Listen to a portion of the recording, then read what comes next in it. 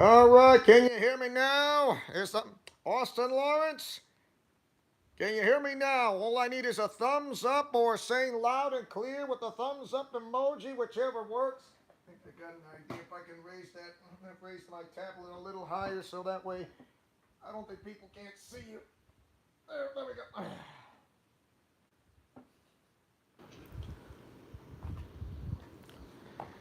Yep, and yeah, they can see. Yep.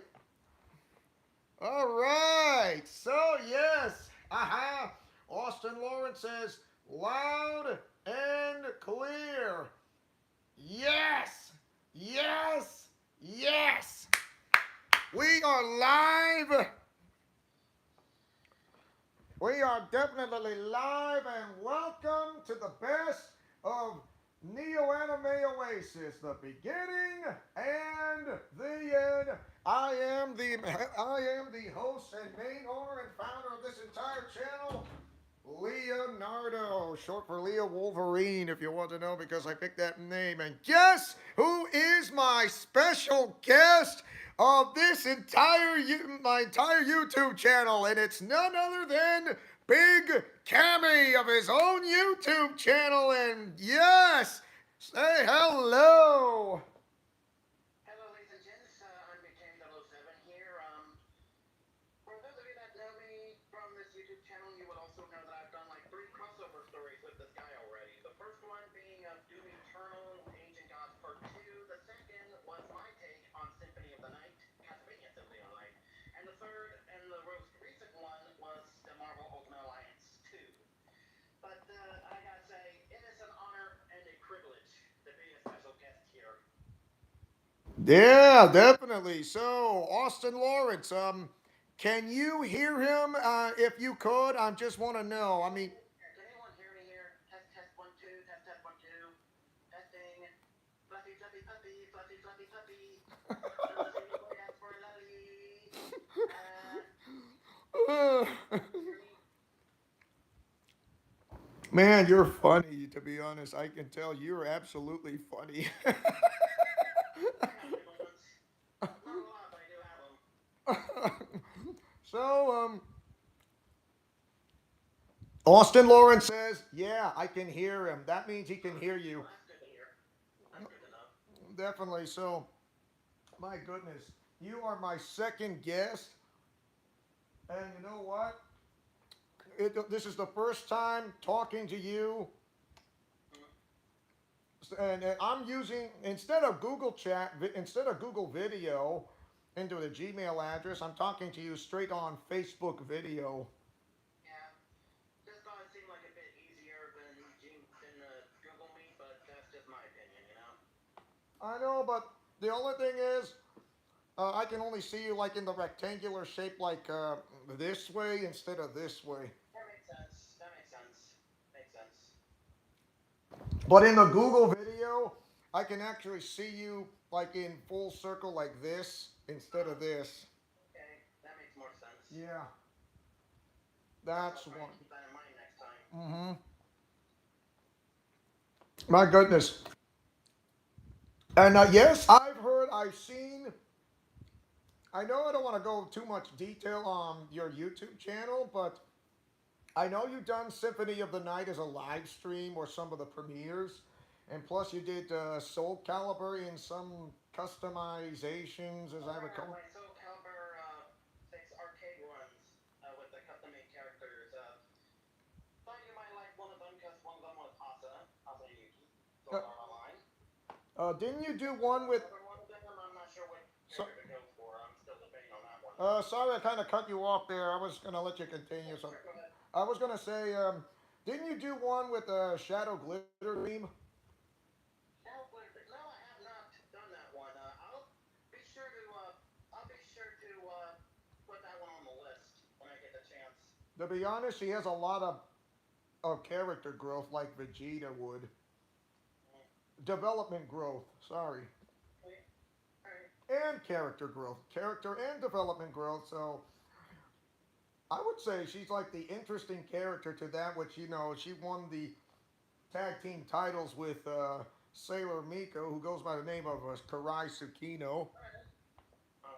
And also, by the way, I know I'm gonna throw in a little spoiler because so here goes. I just created a new character in 2K22, and it looks like the version of Karai Tsukino. So yeah, so Oh, that'd be interesting to see. yeah, it'll happen. It'll you can it'll to be honest, and it will happen until like wow, like two more episodes away until we go back to Karai's storyline, Karai's story from the My Rise storyline.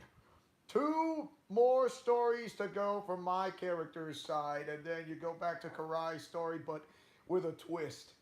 Well, they have come a long way. Yeah, a version of Karai. Yeah, and Austin Lawrence says a version of Karai. This I gotta see. So yeah, and also, and I I'm should see it as well. and here's another thing. I know I mentioned that I am going to the state of Texas for a family visit. Plus, I'm gonna go to Six Flags, Well, and that sounds a lot of fun. yeah, I'm gonna go to Six Flags. I have not been to an amusement park. The last time I went to an amusement park was 2009. Now, the last time, I don't think I've been to Six Flags, but I've been to Kings Island before. That's pretty fun. You know which amusement park that the last time I've gone to? Any amusement park. I mean, besides Six Flags. Disneyland and Walt Disney World. Ooh, awesome, awesome. That is the very last time I've been to an amusement park. 2009. I have not gone to any amusement park for, my goodness, for almost a decade, or for over 10 years. Wow, wow. Still, that sounds like fun, though. Sounds like fun. And and this will be the best year. I don't want to go to a breaking point, but this is I would say the best year I'm going to be having is 2023. The best year I've never thought. I was going to go travel by car with my mom or automobile, but instead we're flying by plane. Ooh, nice, Hmm. nice. And also, I know I mentioned Texas already, which means I'm mostly not going to be available for the time being. All And right, so that's cool. That's cool. You do what you gotta do, you know. I know, but I know Austin Lawrence can handle by himself, but I need someone who has to be there for him. I know Kyle Bryant should, but he can't be there all the time because he may have headaches, he may have not. True, true. And so I was wondering, and I know this, I'm going to say this out loud. So, how would you like to be the guy who's second in command while I'm away? Second, wow. I'm gonna have to give that one some thought. I'm gonna have to give that one some thought. Just, Because I'm going to be leaving to Texas on August 21st. I don't know. That's You know, it's all right, but wow. actually, Wow. when I mean second in command, I know Austin Lawrence is the main general manager, but the thing is, a True. second in command is to be as a moderator again. All right. All right. Wow. You do realize I gotta go visit family if you want to know. It's just, just wow. I'm gonna have to give that one some thought.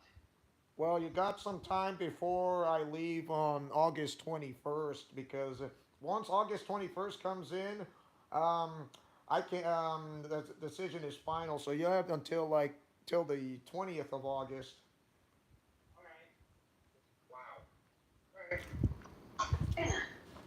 But there may be a time I may show up on a video or two if I have the time because I'll be in Texas. That's cool. Mm. And so, Austin Lawrence says, I have some experience with theme parks. The most recent one is where I went to Carowinds for a high school senior trip. Nice. Bet that was fun, Austin. Really? Oh my goodness. I've been to a high school field trip before, and that was back in Nempa High School when I was with Dr. Thomas W. Stone, great teacher by the way, and he also made the greatest quote, and he told me this: "To be early is to be on time, and to be on time is to be late." And you know what? He's right. Nice. Nice. So, like I said, this week we're on the experience. This we're on the subject of theme parks. Like I said, one of the ones that I've been to was Kings Island. I thought that place was a lot of fun. Well, except for one time, I have to share this with y'all. I think it was one of the first times I went to Kings Island. I went to like the water parks that was there. We forgot to put on sunscreen, and I ended up with a big sunburn blister on my back right here. Oh man, that's gotta hurt. You know, I'll give you that. Not fun. Oh, my shoulder just hurts just thinking about that. Oh, not fun. Not fun. Oh. Oh man, I know what it feels like to get sunburn, and I thought, even though I'm used to humidity, of course, dry air doesn't agree with me because it's like when I try to go to sleep, it's like I'm sleeping inside a barn. Alright. I know a friend of mine that basically, he said he only has like two like 10 levels. There's where he is right now and burnt because he doesn't get tan, he gets burnt. Mm, unbelievable. I know. Um, I'm gonna summon this up quickly because I know you remember this.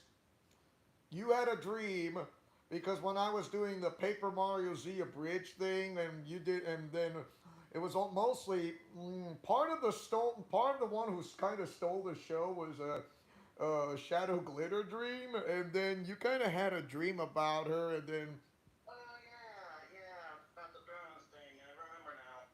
It's all coming back to me. I remember now. that dream, what you're telling me actually really inspired me so much. I couldn't stop thinking about it, Well, I'm glad I could be of assistance with that. and and then I and as I recall, you kind of not sure if you remember what her voice sounded like, but I kind of had a pretty big clue that she actually sounded like Sailor Mars. Hmm. Alright. I think this is what you kind of told me about your dream about this. Can you try to explain the audience if you could? Um, Just trying tr- to see if I can remember it. Trying to see if I can remember it.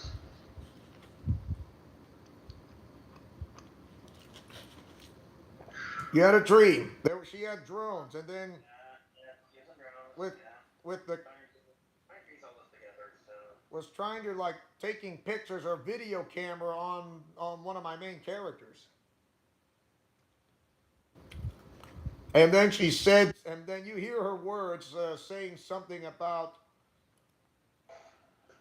my main I character. think I kind of remember, but it's been a long time ago. It's a long time ago.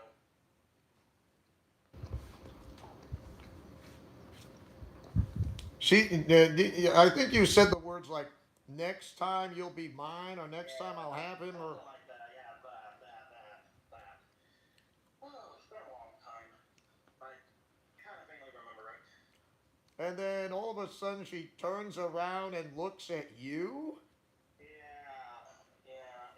It's been a long time since I've had that. I've had that. and she sounded like Sailor Mars. Yeah, yeah. And actually, really, and that gave me a great idea. I mean, she's fascinated into drones, so I give it to her because a part of from in Marvel Spider-Man on the comic strip visual novel thumbnail. And actually, the drone part was not my idea. That was your idea. Well, I'm glad to be of assistance there. Because I did not took the credit for that part, especially who came up with the name of Paper Mario Z. I didn't think on that. That was actually Ruben Osorio's idea, not mine. Ruben's idea. He That, was an awesome. Yeah, that was an awesome idea he had right there. Awesome idea. That was his idea. I did not come up with that. I had no clue, but it was. I mean, that wasn't the first thing I thought of either. But hey, can't waste this opportunity. He's actually a genius. And do you realize for those people with different abilities, such as autism, kind of thought of an idea that no one could possibly could? I was like, there you have it. You came up with that idea with that name, and also not to mention you had the dream about Shadow Glitter dream of then having drones and video camera, my main character, and then she said words about next time as I'll have you, and then it turns around and then I know she has those pretty little eyes with the hair and all that. Excuse me. So I'm just happy to be of assistance. Happy to be of help. Oh my goodness. Yeah, she's pretty beautiful, smart, and intelligent. That Shadow Glitter Dream is. Of course, she doesn't have a real name. Of course, she goes under that real name of Yumehara, to be honest, because created one of the most fantastic storylines to put into the Ultimate Arkham-verse. What do you know? A Keyblade from Kingdom Hearts. Yeah, the Kingdom Keyblade. I've had this for quite some time. I've had this for quite some time. Very nice. So I have a pretty good feeling that Shadow Glitter Dream sounds like Sailor Mars. Yeah. Definitely it is. I mean, oh my goodness. Yeah, that can work. That can work. And I remember you said that she sounded authoritative, which works from that personality. Yeah, yeah. I can remember that. Oh man. I'm trying to eat my lunch quickly because I know we're in a live stream. Mm. It's alright. Sorry, take your time. No Um. hurry. Oh yeah. By the way, what did you see on some of the live streams of WWE 2K22? And not to mention, I don't know if you were paying attention on the My Rise storyline between Karai's and my characters. Hmm, pretty interesting moments in the live streams. I really do like some of the matches, especially like the.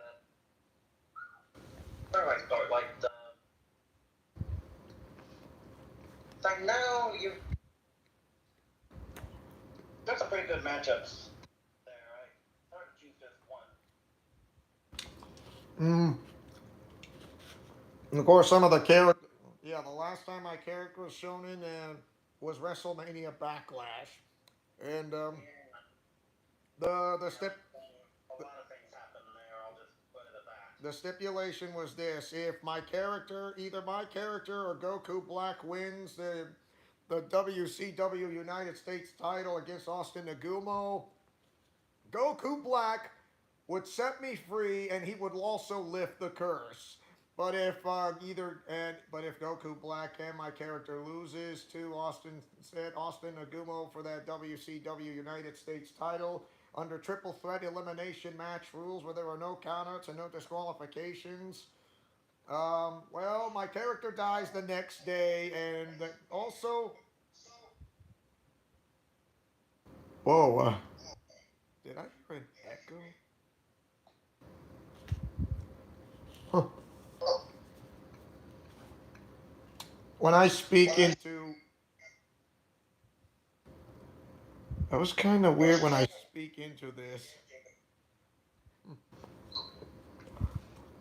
So the thing is, my character dies on the next day, and Goku Black said it specifically that if anyone tries to go back in time and try to warn him or try to revive him back,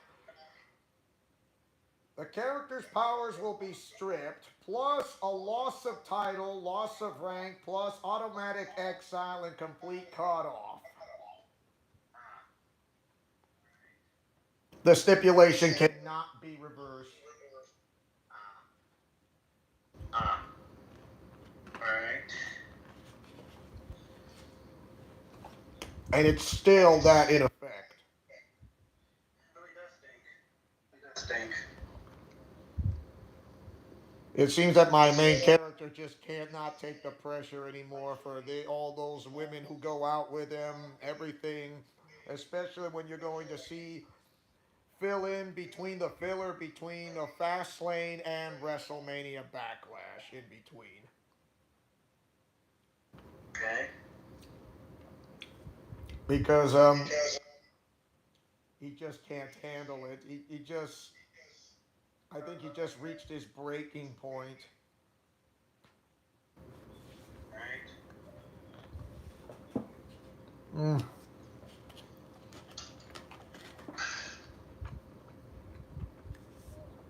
Austin Lawrence says, fun fact, Mukuru's angel Michael from Data Live resembles a Keyblade. And here's a note, angels in the context of Data Live are the weapons that the spirits use.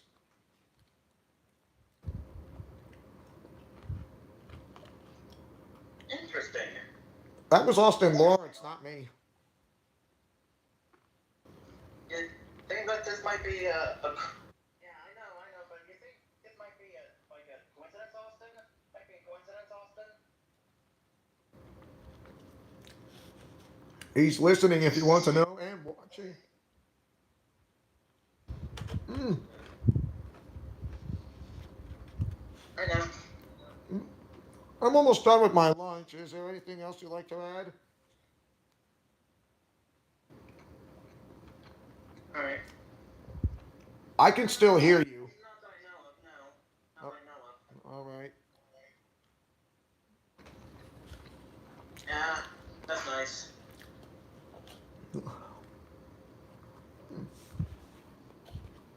I know you were doing some other live streams, as I recall.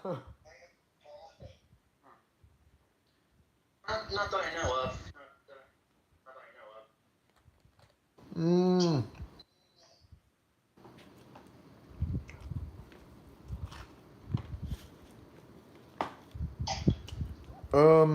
There is there's one thing.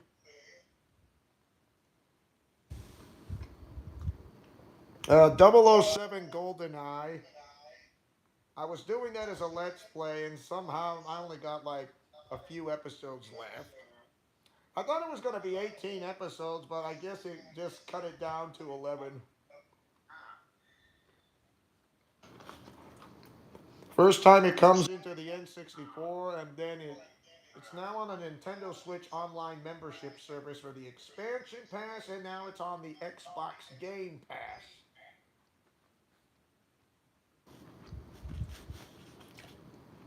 yeah. Oh, here's a here's a little bit of a funny thing about that pertaining to GoldenEye. I actually now have an Xbox One of my own. Of course, the only one game I wanted for it was Killer Instinct. But at one point, I wanted to get the rare replay. If you remember, like the rare replay, like all the other rare games, like Banjo Kazooie, Conker's Bad Birthday, that sort of thing. You know. Mm-hmm. Well, right when I purchased it digitally, one of the games that it came with it was GoldenEye. Really? Really? Yeah.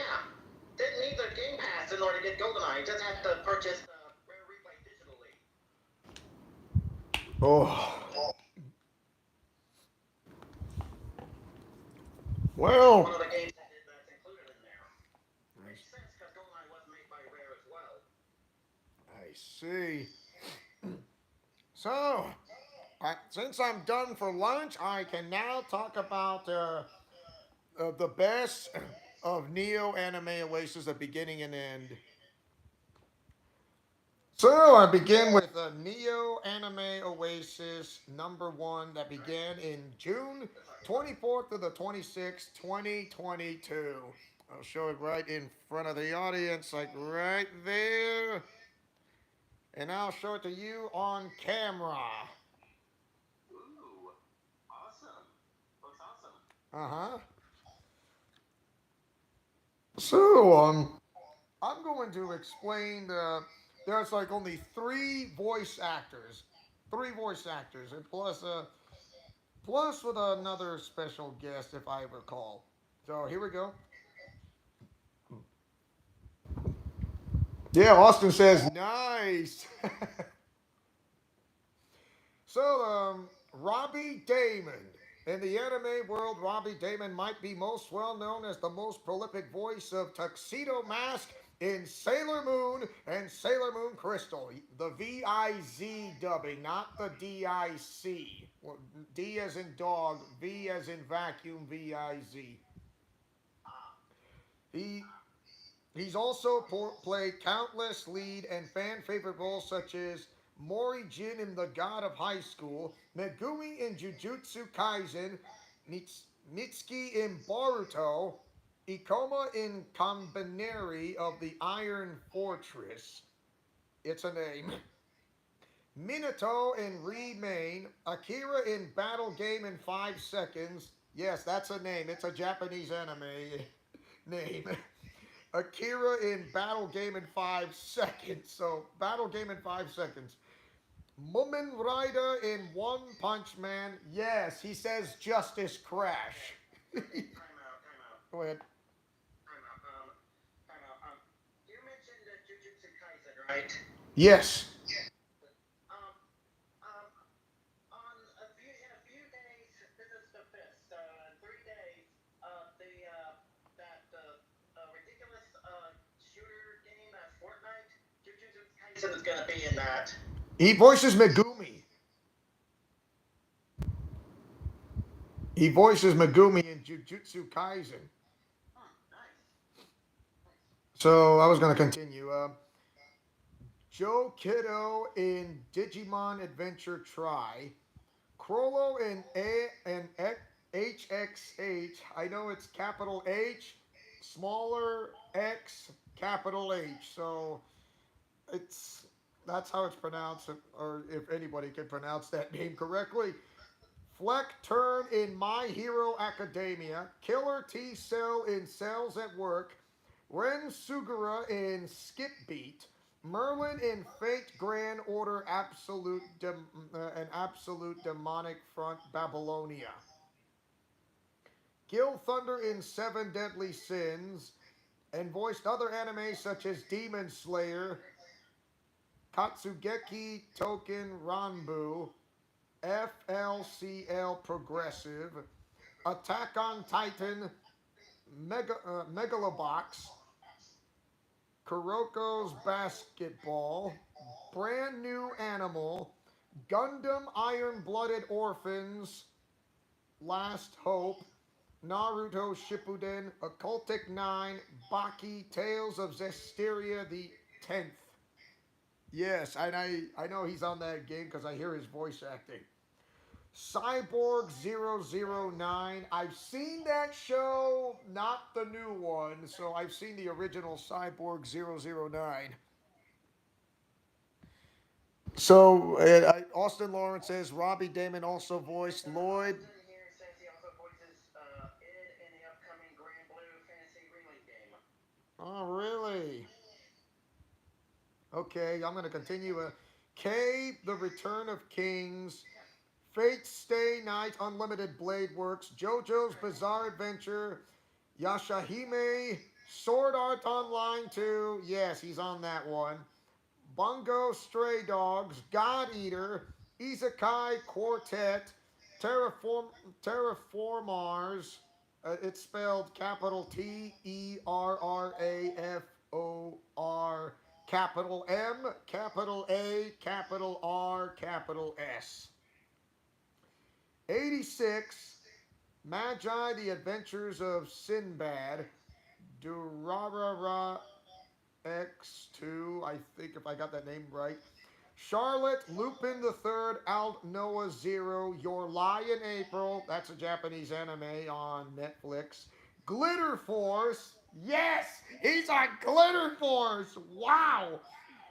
Rock Lee and his ninja pals and more. There are also several others coming up that he can't mention quite yet. So Robbie is very active in the realm of Western animation as well. Yes, he voices Spider-Man from Marvel vs. Capcom Infinite.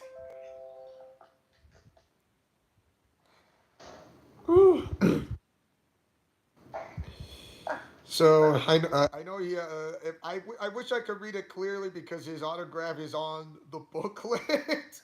Ah, He stars as series lead in several shows such as the current voice of, oh my gosh, I know, yeah, Peter Parker, Spider Man, which I mentioned that, Guardians of the Galaxy, Avengers Assemble, and Black Panther. Jesse in Infinity Train, Book 2. Chico Bon Bon and Chico Bon Bon. Really? Chico Bon? nice. Yeah, that's a Interesting. Japanese anime name. The Chico Bon Bon. I did not know, but it's the protagonist or the main character of the Japanese Nice. anime name, Chico Nice. Bon Bon. And Sway Sway in Breadwinners.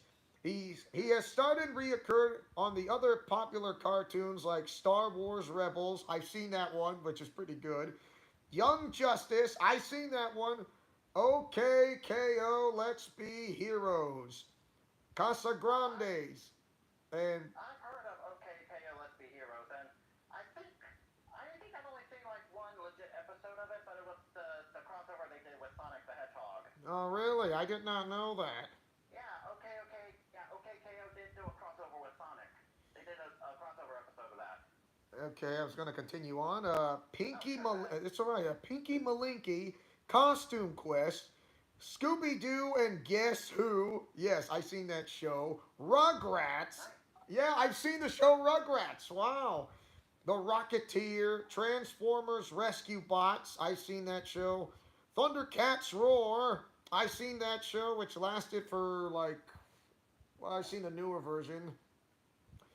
Stillwater, Ever After High, Do Re and Me, Archibald's Next Big Thing, Botter Snikes and Gumbles, Carmen Sandiego, yes, that one, Get Blake, Little People, and The Tom and Jerry Show. He is also, Ah, yes, The Tom and Jerry Show with Warner Brothers. nice, nice, He very is nice. he has also voiced characters in several feature films, including Shoya in a silent voice, me in I Want to Eat Your Pancreas. I don't know why the who in the heavens name came up with a Japanese name. Call it I Want to Eat Your Pancreas. Who came up with this? What's Who the came up with? brainstorming on that? I Who don't was know. brainstorming on that? I mean, I know I've heard weirder titles than that, but wow, where was the brainstorming on that? I have no Start idea. over there. I have no idea. I mean, yeah, Austin Lawrence says I'm familiar with it. Like what? Uh, the name, Wow. the name. I Want to Eat Your Pancreas. Who came up with this? This is a Lions Where was team. where was the brainstorming on that? I don't know. I have no idea. What kind of what kind of person would come up with a name such as this? I mean, I mean the squirrels must But then love this. hey, The squirrels must love this person because he or she is nuts. true that, true that. As I'm going to continue on, Sure, go ahead. Toneri Otsutsuki in Naruto, The Last Mitsuki in Baruto, Naruto the movie, Patema Inverted, Sound Euphorium the movie, Our Promise, A Brand New Day, Gundam The Origin Third, Barbie, Starlight Adventures. Yes, Barbie! Hmm. Who would not like Barbie? Yes, Barbie the doll, Barbie. Yes, and there's some You know TV. they actually have made a movie of that Barbie? Yeah, with that one's a PG-13. That one has Margot Yeah, I Robbie. know, but here's the funny thing. It was released on the same day as another movie, Oppenheimer. I know Oppenheimer's based on a true story. I That know, I because know. And that in turn reminded me of something else that was released on the same day. On March 20th, 2020, two video games came out on that day. The first one was Animal Crossing New Horizons, and hmm, the other was Doom Eternal. unbelievable. Yeah, they both came out on the same day. let's see, money. Let's see. He's from by Strange Magic and others. So Robbie's also a staple in video game industry, and he can be heard in Final Fantasy 15. He's from Persona 5 as Akechi. Tales of Zestiria as Saray. I've heard his voice acting as Saray. Fire Emblem 3 Houses as Hubert. Yes! He's from, yes, and also from Three Hopes. I need to play a bit more of Three Houses. I mean, I played a little bit of it, but I just haven't like gotten like too into it. And before you ask, I went with the Black Eagles. That's Edelgard's house, I believe. He's also from Halo Infinite. He's from Cyberpunk 2077 as River Ward. Fists of the North Star. So yeah, so he's on that game. Now, Cyberpunk 2077, I am familiar with. I have played that game before. That Played game? all the way through to that end. And on Netflix, there is a Cyberpunk series called Edge Runners. You do realize that game is M-rated for mature, and that one from Netflix. I'm familiar that it is M-rated. Yeah, the one on Netflix is the one. Sorry, the one on Netflix is TVMA. Is I recall. I'm familiar with it. I've watched 5 episodes in it already. Need to watch the other 5 to finish it. Okay. So, Fists of the North Star. He's from Pokemon Go as Professor Willow. League of Legends as Kane. Let's see. Yakuza. I know he's from Marvel Ultimate Alliance 3. Who voices Yakuzai? Or I can't. Man, part of his signature is on the words. As Thane, son of Thanos. Now I get it. Okay. He voices Thane. I did not know that. I did not know he voices Thane, son of Thanos. I really did not know that. I played that game, and this is new to me. I didn't know that he voiced Thane. So yeah, this is new to me. But yeah, I have played Ultimate Alliance 3, Marvel Ultimate Alliance 3. But of course, that's a Switch exclusive. Yeah, I know that. I mean, 1 and 2 is not a Switch exclusive. It's all platforms. Marvel Ultimate Alliance 3 Switch exclusive only. Yeah. Here's as I continue on. Just Cause 4 as Oscar Espinoza. TMNT Mutants in Manhattan as Michelangelo. I have that game. Yes, he is the perfect voice of Michelangelo of one of the Turtles. I don't have that particular Ninja Turtles game. I only have. I think the games that I have that are TMNT are Mutant Melee on the original Xbox, Smash Up on Wii, and the Cowabunga Collection on PS4. All right, I'm gonna continue on. Spyro reignited as Hunter the Cheetah. Agents of May. I'm familiar with Spyro Reignited Trilogy. That's pretty fun games. Agents of Mayhem as August Gaunt, if I get that name. I know he's from Marvel vs. Capcom Infinite as Spider-Man, well, you already know that. Death Stranding, Ghost of Tsushima, World of Warcraft, State of Decay 2, second game. Shenmue 3, I have that game, and I would love to do that as a Let's Play, and also as a live stream. That is... Now, you mentioned Ghost of Tsushima. I've played that game before. In fact, I've done a playthrough of that game myself. It's a really fun game. I mean, if you could get past the rated M thing, but hey, it's a really fun game. It's a really fun game. Okay, Austin Lawrence says Japan can come up with some weird concepts for animes because of that name. So yeah, I know that. We talked about that a little while earlier. This is the same country that came up with anime where the MC is reborn as a bending machine in a fantasy setting. Don't ask. We won't. We won't. Just don't ask why they come up with names such as this. Yeah, you get no argument from me there. Yeah, I'm not gonna ask like who in the heavens name would come up with this? That is insane. Yeah, your guess is as good as mine, my man. Yeah. As good as mine. Oh my gosh. I'm not. Shenmue 3, Bugsnax, Marvel Heroes United, Daemon v Machina, Telltale's Walking Dead, yes, an AMC original, now a game. Crash Team Racing, Nitro Fueled, Marvel Ultimate Alliance 3, Final Fantasy Typo, I know that name of the game, M-rated, WarioWare Gold, Judgment, Star Wars The Old Republic, Final Fantasy VII Remake. Yes, he's in that. Not the original, the remake of the remastered. I played Final Fantasy VII Remake, and you mentioned Crash Team Racing Nitro Fueled. I've actually done that one on my channel as well. Twice. Well, three times actually. Once I did it when it came out again to prepare myself for Crash Bandicoot 4 It's About Time. And the third time I just did it for fun because they added Spyro into that game. His voice acting is in those games. You can hear his voice acting. Ah, He's in it. nice. He's in it. He's I'll definitely in have it. to keep a close ear on it then. He's from 13 Sentinels, Aegis Rim, Oceanhorn 2, The Division, Nier Automata, Nier Replicant, Fire Emblem Echoes, Shadows of Valentia. He's in that game.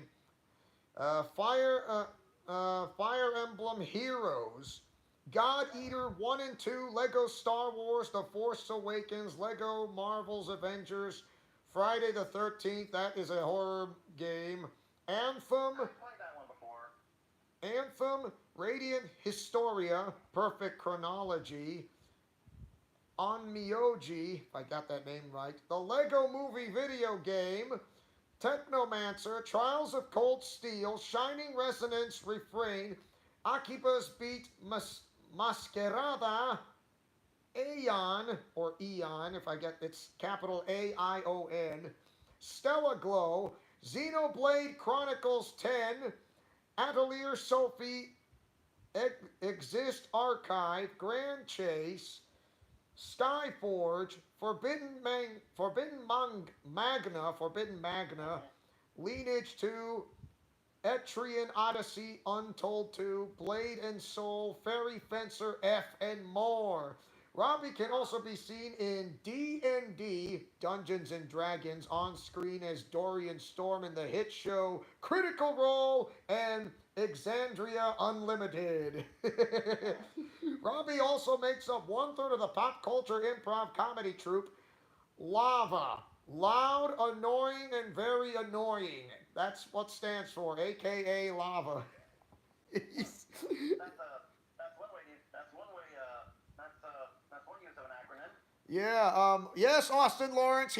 Robbie Damon is from Star Wars: The Old Republic. He voices on that game. He's voicing on that game. So I don't think I played that one, The Old Republic. I'm gonna show you. The one I recently played Uh, was The Force Unleashed on Nintendo Switch. Yeah, I'm gonna show you right now of Robbie Damon on the autograph of the entire. There it is. I have his autograph. There it is. And I'm gonna show it to you right on the camera, right in front of you. Ah, awesome. Awesome. Robbie Damon, yes, and I'll get back to a little bit more later on of how I meet him, including the other voice actor. I didn't have the time to meet Max Middleman, but I get to meet 2 of the 3. That would have been cool, he did. Okay, so I'm going to start with Max Middleman. So, well known as the voice of Saitama in One Man Punch, Max Middleman has also given life to other fan favorite characters such as Ryuji in Persona 5, Arataki Ito in Genshin Impact. Yes, that's on the mobile. That's on the mobile app on the Google and Apple Store. And guess what? It's also a PlayStation exclusive. I've played Genshin Impact before. I haven't played it in a long time, though. It's on PS4 and PS5. Genshin Impact. It's also on the Google and Apple stores. A great game, and plus the storyline is storyline's incredibly long. Oh, yeah. True. And since we're on the subject of Genshin Impact, just between you and me, the one character I like in that Genshin Impact game, I really do like his stuff. Just throwing that out there. So, if you hear Max Middleman's voice acting, he voices Arataki Ito. That's him. Plague and Miraculous Ladybug: The Adventures of Ladybug and Cat Noir on Disney Channel, and it's also on Disney Plus. So yes, Look into that. Max Middleman. I'll have to look into that show next time on Disney Plus. You do realize here's something that the show the Adventures of Ladybug and Cat Noir is the same company that brought you Glitter Force, Power Rangers, Digimon, Sailor Moon, Dragon Ball Z, Toei Animation, including One Piece. Yep, the Toei Animation. Same people, the same company. And last I checked, One Piece is actually doing a live action on Netflix. Also, and also Precure, or should I say Pretty Cure, the Japanese anime version of Glitter Force. Nice. There's, browse it up. It's right there on your search engine. It's right there. Trust me, I've seen it. It's there. I was gonna say, he's also voiced King in Seven Deadly Sins, Sabito in Demon Slayer, and Atsushi in Bungo Stray Dogs. Other notable projects include Final Fantasy VII Remake. Yes, he's on that one. Red, and also voices Red on Final Fantasy 13, Borderlands 3, Troy Calypso, Fire Emblem, he voices Leo, Gray, Caden, Forrest, and Gordon. Any Fire Emblem game, like some of them. I know he's from Fire Emblem Fates. That one, also Fire Emblem Heroes. That one as well. Max Middleman. I'll continue on. Hunter X Hunter, he voices Meruem. It's capital Meruem. Miru. Oh, really? Yeah, Miru. Oh, thanks. I don't know how to pronounce that name, so the M is silent. No problem. Subscribe to your systems. The M is silent. It's kind of like you're saying the name in French. The M is silent. Nice. Glad to be of assistance. Thanks. Your Lie in April, he voices Kosei. He voices Filbo Fiddlepie from Bug Snacks. Yes, Bug Snacks is a name of a Japanese anime of sort of. Kingdom Hearts 2.8, he voices Lushu. Kingdom Hearts 2.8. Yes. Okay, that's Mulan, right? No, Lushu. Kingdom Hearts. I was No, he's a Keyblade wielder. Keyblade wielder. Keyblade wielder. Okay, I must have misheard you. That's my fault. Lushu, not Mushu. It's L, not an M. I misheard you. That's my fault. I didn't say Mulan. I said Kingdom Hearts. I said Kingdom Hearts. I didn't say Mulan. I know, but the last I checked, I think it was in the second game that Mulan was was a part of that. Okay, he voices. I really need to play that. He voices Konohamaru from Baruto. He he vo- he from Matsumoto from Vivi, Fluorite Eyes Song, Mob Psycho 100. He voices Ritsu. Marvel Spider-Man. He voices Harry Osborn. The one. The Arkhamverse of the Spider-Man games. That game. Yeah, that game is a lot more swearing than Batman Arkham Knight. It should not have been a T-rated game. That game is like, it should not have been a T. Because it feels like Batman Arkham City. It feels like Batman Arkham City of that game. It's like Batman Arkham City. It should have gotten M-rated as well, but instead it got a T-rated, a very hardcore T.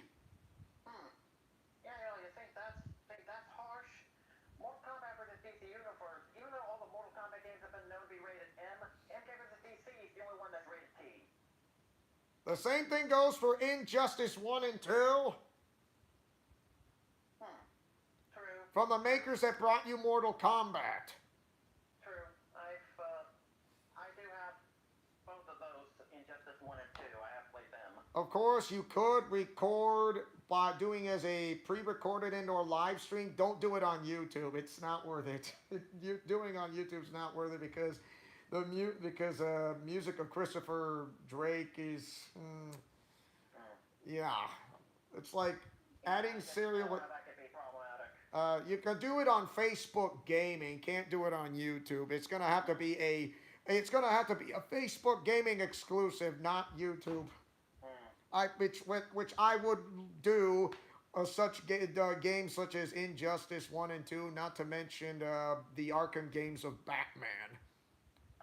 I will not be doing that on YouTube. I already did that on YouTube. I can't do it like as a retold story again because I know that the Arkham games of Batman is coming to the Nintendo Switch. Yeah, I do know that. Of course, if anybody tries to record as a pre-recorded or live stream, well, good luck with that. You'll get copyright Yeah, claimed that by guy the has a bad music. time. Yeah, don't do it on Facebook Gaming or bitchshoot.com or Twitter, just not on YouTube. Hmm. I can see how that could be problematic. Yeah, which I am going to be doing Facebook Gaming in the near future to do the Arkham games of Batman. And for those who really like, especially where this is where which more I'll come into the Ultimate Arkhamverse thing way later on. So I was going to Okay. continue on. Yeah, he's from Ben 10, who voices Overflow. Thundercats Roar voices Lionel and Wily Cat. Fallout 4 voices Zeke. Transformers, who voices Blur. Justice League Action, he voices Jimmy Olsen. Star Ocean 5, he voices Fidel. World of Warcraft, Erelon and Prince Ferrandis. Baruto, he voices Konohamaru. Sword Art Online 2, he voices June. Gundam Thunderbolt, he voices Io. It's two letters, capital I and O. I Io. know. Io. Tales of Berseria, he voices Shigure. Atelier, Esha, and Logi, he voices Logi. He is a proud founding member of the comedy and gaming troupe Loud, Annoying, and Very Annoying, Lava, which he shares the fellow actors Ray Chase and Robbie Damon. Hmm. It's funny. It's not KID friendly, but I am going to do a little bit of reenacting with you, which will be later on. And now I'm gonna Alright. get to Ray Chase. Ray Chase. Oh, wait a minute. Austin Lawrence says Max Middleman is also the voice of both Lecter, Arundel, and McBurn in the Trials series. The Trail series, nice. Nice, thanks. Okay, now I'm gonna say Ray Chase is perhaps the best known as Sukuna in Jujutsu Kaisen, Tengu Uzui in Demon Slayer.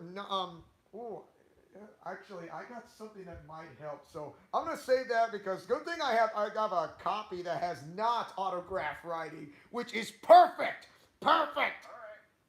Alright. So Tengu Uzui and Demon Slayer, Noctis in Final Fantasy 15, Nair from Nair, Replicant, Eve from Nair, Automania. Alphin from Tales of Arise. I've heard that name. I've heard the name of the game. Bruno Bacciarati on JoJo's Bizarre Adventure. Roy from Fire Emblem, Yeah. which I'll get back to that on Roy from Fire Emblem. The Master of Masters from Kingdom Hearts. Yes, he's from Kingdom Hearts. Hmm.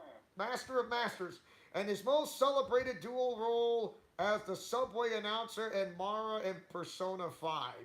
Other roles include Gabriel from Malignant, Karamatsu from Osumatsu-san, Artorius from Tales of Berseria, Roy Gaius Alphonse Fernand and from Fire Emblem Heroes.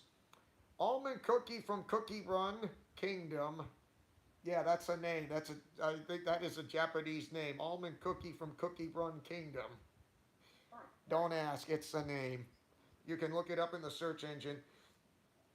And Mitsurugi from Soul Calibur 6. Yes! Tower 6. Yes, that guy, Mitsurugi. Yes. Yeah, I know who you're talking about. I know who you're talking about. I've played Soul Calibur 6 before, and That's Ray Chase's voice. here says that fun fact, Tales of Arise did a DLC crossover with Sword Art Online, which I have heard of. I have heard of that. Wow, Ray Chase, who voices Mitsurugi, unless you have that far East accent, if you have it within you. I mean, if he tries to perfect it well, I mean, I did not know he voices Mitsurugi. Now I know. So yeah, And he I was going to continue. He's also made appearances in Resident Evil, Infinite Darkness, Sekiro, Shadows Die Twice, Borderlands 3, and hundreds more. His anime roles include Gendo, Ikari, and Neon Genesis Evangelion. Yes, I know that name. Roswell in Re Zero. Keith Flick in B, The Beginning. Fyodor Dostoevsky in Bungo Stray Dogs. Puri Puri Prisoner in One Punch Man. Really, the guy who kind of dressed up like a man lady a little bit? That guy? Oh my! Yeah, I know who he is. I know who I know who Pori Pori Prisoner is. I've seen him I know who before. you're talking about as well, because I played the One Punch Man video game, A Hero Nobody Knows. I Uh, know what if you're talking about. if you play that game and if you listen to his voice acting, that's him. Pori Pori Prisoner. He's Yeah, I know who exactly you're talking about. I know he's exactly what you're talking about. it's like oh my. I'm familiar with the One Punch Man video game, A Hero No One Knows. Yeah, I used to play for I'm a gonna while, have by the night way. I'm gonna have nightmares with that guy. Yeah, I've seen weirder. Oh my. Yu Otosaka in Charlotte. Hauser in Seven Deadly Sins, as well as joining the cast of Attack on Titan, Your Name, Berserk, Mob Psycho 100, Gundam, Iron Blooded Orphans, Blue Exorcist, Fairy Tale, yes, he's from Fairy Tale, and many others.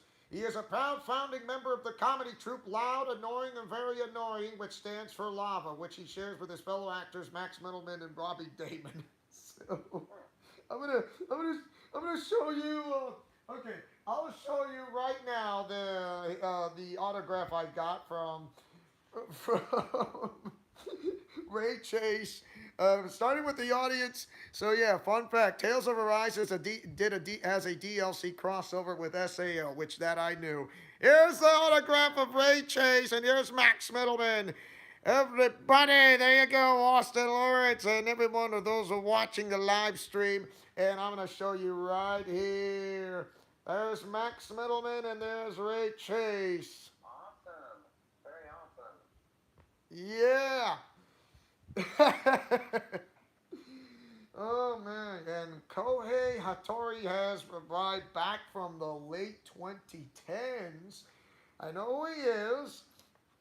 And they brought back Miku Oasis ever since that 2 year COVID thing kept everyone in hiatus. Oh yeah, or as I like to call it, the virus that shall not be named. Yeah, that's COVID 19. Yeah, I usually call it that, but I know what that feels like. It's not fun. It's not fun. Like waking up. Well, like when I had that, when I woke up, it could have been like 90 degrees outside. My whole body felt like it was like -15. Oh, what? Yeah, it felt like it was that cold, and it was, and my, and on top of that, my body felt like it was so in pain. It felt like I went 15 rounds with a semi truck and lost. Not fun, dude. Not fun. If it wasn't for the two shots, the two vaccine shots and the boosters, it would have landed me in a hospital. That is that is harsh and that is cruel. No kidding. It's no fun. No fun at all. But thankfully, I was able to bounce back from it after a few days. After I got it, I was able. I think. So And the fun fact is that I actually recovered a bit faster than my mother. We both had it, but I recovered faster than she did. well done. And, Well done. yeah. So okay, unlike the others like of regular Anime Oasis, which is great, but don't get me wrong, of Neo Anime Oasis, it's a 3-day schedule instead of 4.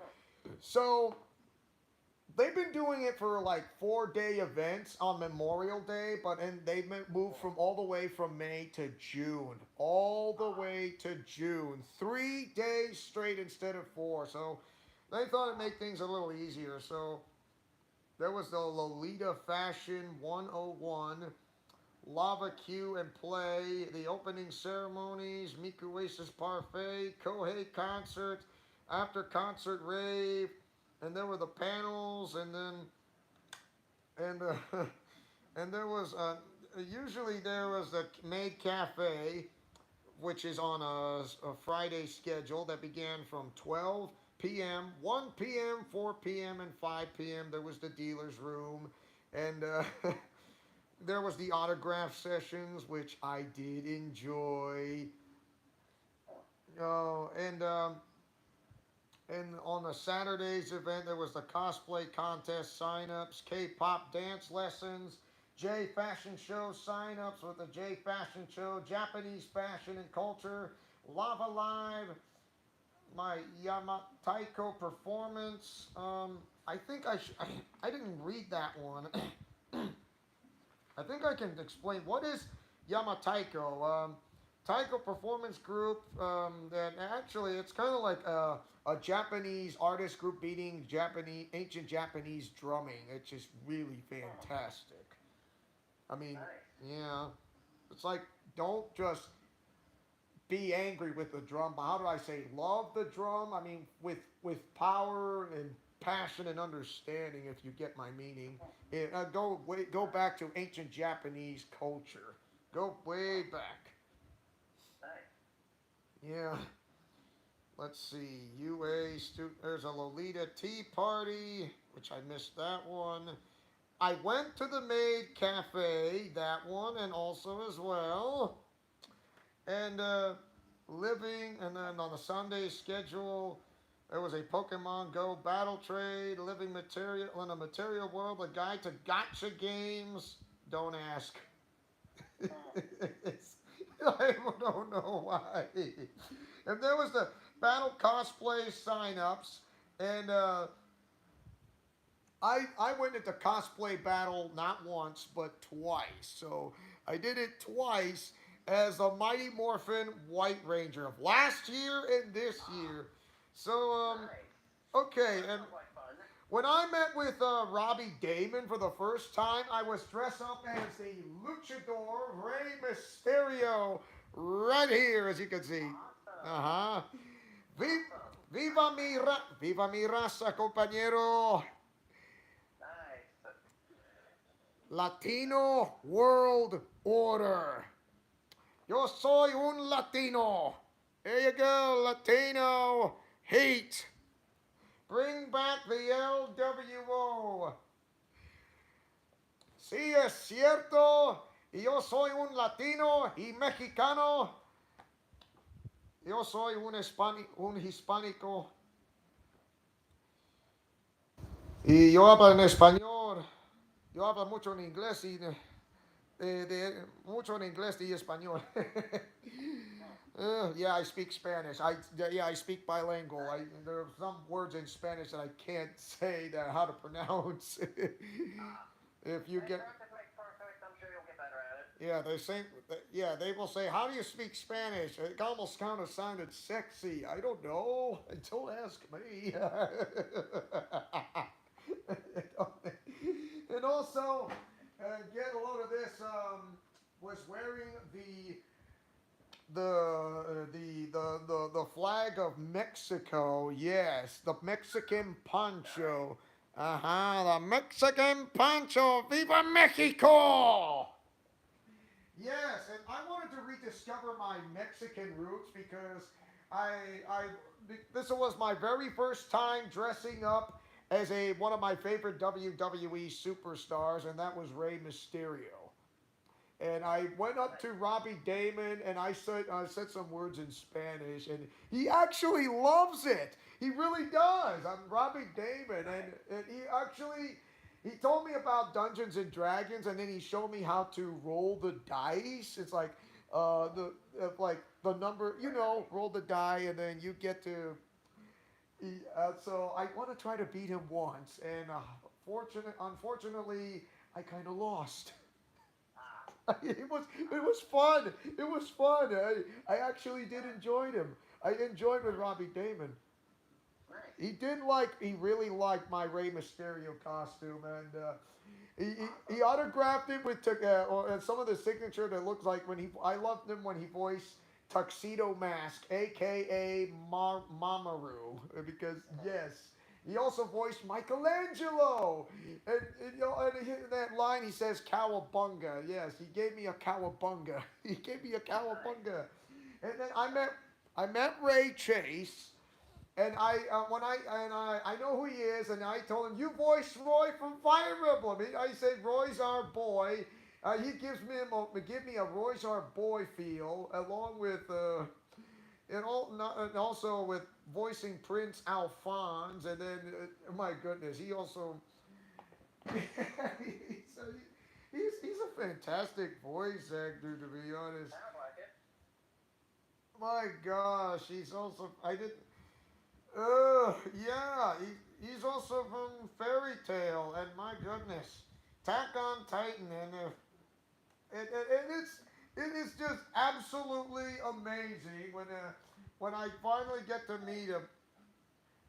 Roy's our boy. I'll open the way, says Ray Chase. He opens the way. Yes, he opens the way to voice acting. Oh wow! And now here's the best part. I know I did this. I know I did this to. Oh wait a minute. Austin Lawrence says Ray Chase has also done various Atelier roles, most notably Harry Olsen, and he was also the voice of Duke Cayenne, the main antagonist of Trials of Cold Steel 2. Huh. Very nice. Yeah. Yes. Okay. Now, when we did I kind of did a little session with Austin Lawrence because I was doing. It was part of Lava, which is loud, annoying, and very annoying on that comedy troupe group, which is not KID friendly. So I did one of them, and this one was called Swipe Left, Swipe Right. So it's like what kind of game is that? It's simple. It's a mix and match of who do you want, anybody you want. So a mix and match. I would say like I would put Mickey Mouse and then mix and match anybody you want, and I'm gonna say Bowser from the Super Mario Brothers. Nice. So yes, I'm gonna go. Okay, I'm gonna say why would I choose Bowser for crying out loud? It was uh so okay. Here we go. Uh, for example, who am I gonna put? What kind of objective or what or traits? Okay, when I say swipe left, that means moving on or skip the question. When I say swipe right, that request is accepted. You'll understand. You'll get the gist as we go along. All right. Okay. What am I doing? Mickey Mouse and Bowser. Mickey Mouse says, tells to Bowser, he says, Mickey Mouse says, would you like to go to, would you like to go to the movies? Swipe left. Would you like to go-kart racing? Would you like to go to go-kart racing? Swipe left. Eat a banana? Swipe left. Oh, wow. Go to the flowers? Swipe left. Monster truck racing? Swipe right. Wow. Swipe right. Yes. Monster truck racing. Yes. Monster trucks. It works. Okay, here's another one. Yeah, I'm certain Austin would love to hear this, including yourself.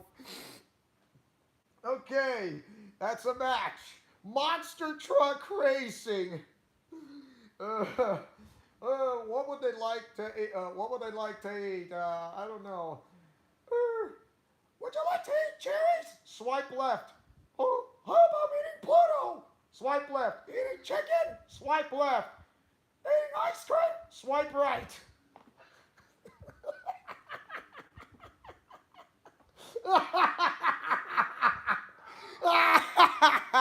Okay. Okay. Oh, there's the request something. Okay. There's another one. Where to go? Where to go? What would I like to do? Oh, we should conquer Disneyland. Conquer Disneyland. Swipe left. Go to Six Flags. Swipe left. Go to Pluto's doghouse. Swipe left. Go to the moon. Swipe left. Go to outer space. Swipe left. Conquer the world. Almost. Swipe left. Conquer the universe. Swipe right.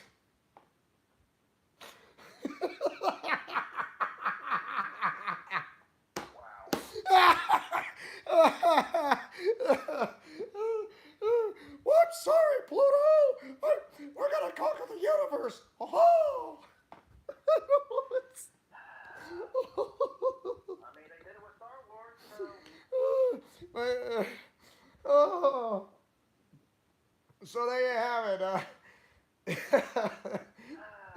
That's why that's the name of the game. Swipe left, swipe right. Swipe left, swipe right. That's what Lava did. That's what Ray Chase. That's what Max Middleman and Robbie Damon did on Lava. The swipe left, swipe right. Rather interesting experience, I must say. It was funny. I was there last year, and it was incredibly funny. I couldn't stop laughing. It made me laugh. It made me bust my gut. It bust me a gut. Oh, wow. Pretty funny moments, I will say. Yes. I mean, what do you actually think about that? I mean, I know it's Funny, pretty funny. I know it's short for yeah. I know it's short for lava. Don't get me wrong, but that's how the group did this. I mean, in a way. So I took pictures of. I got pictures of one who dressed up as the Riddler, and I let him hold the WWE United States Champion, and I was dressed up as Kane, wearing the NXT Championship belt gold around my waist. And there was a cosplayer who dressed up as Monkey D. Luffy, carrying the WWE title. Nice. And then I took a bunch of pictures in Miku Oasis.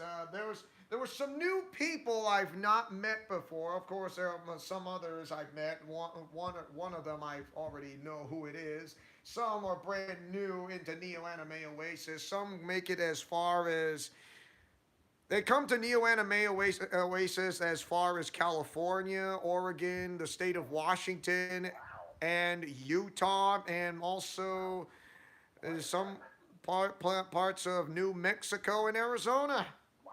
and even Nevada. Wow. Yeah.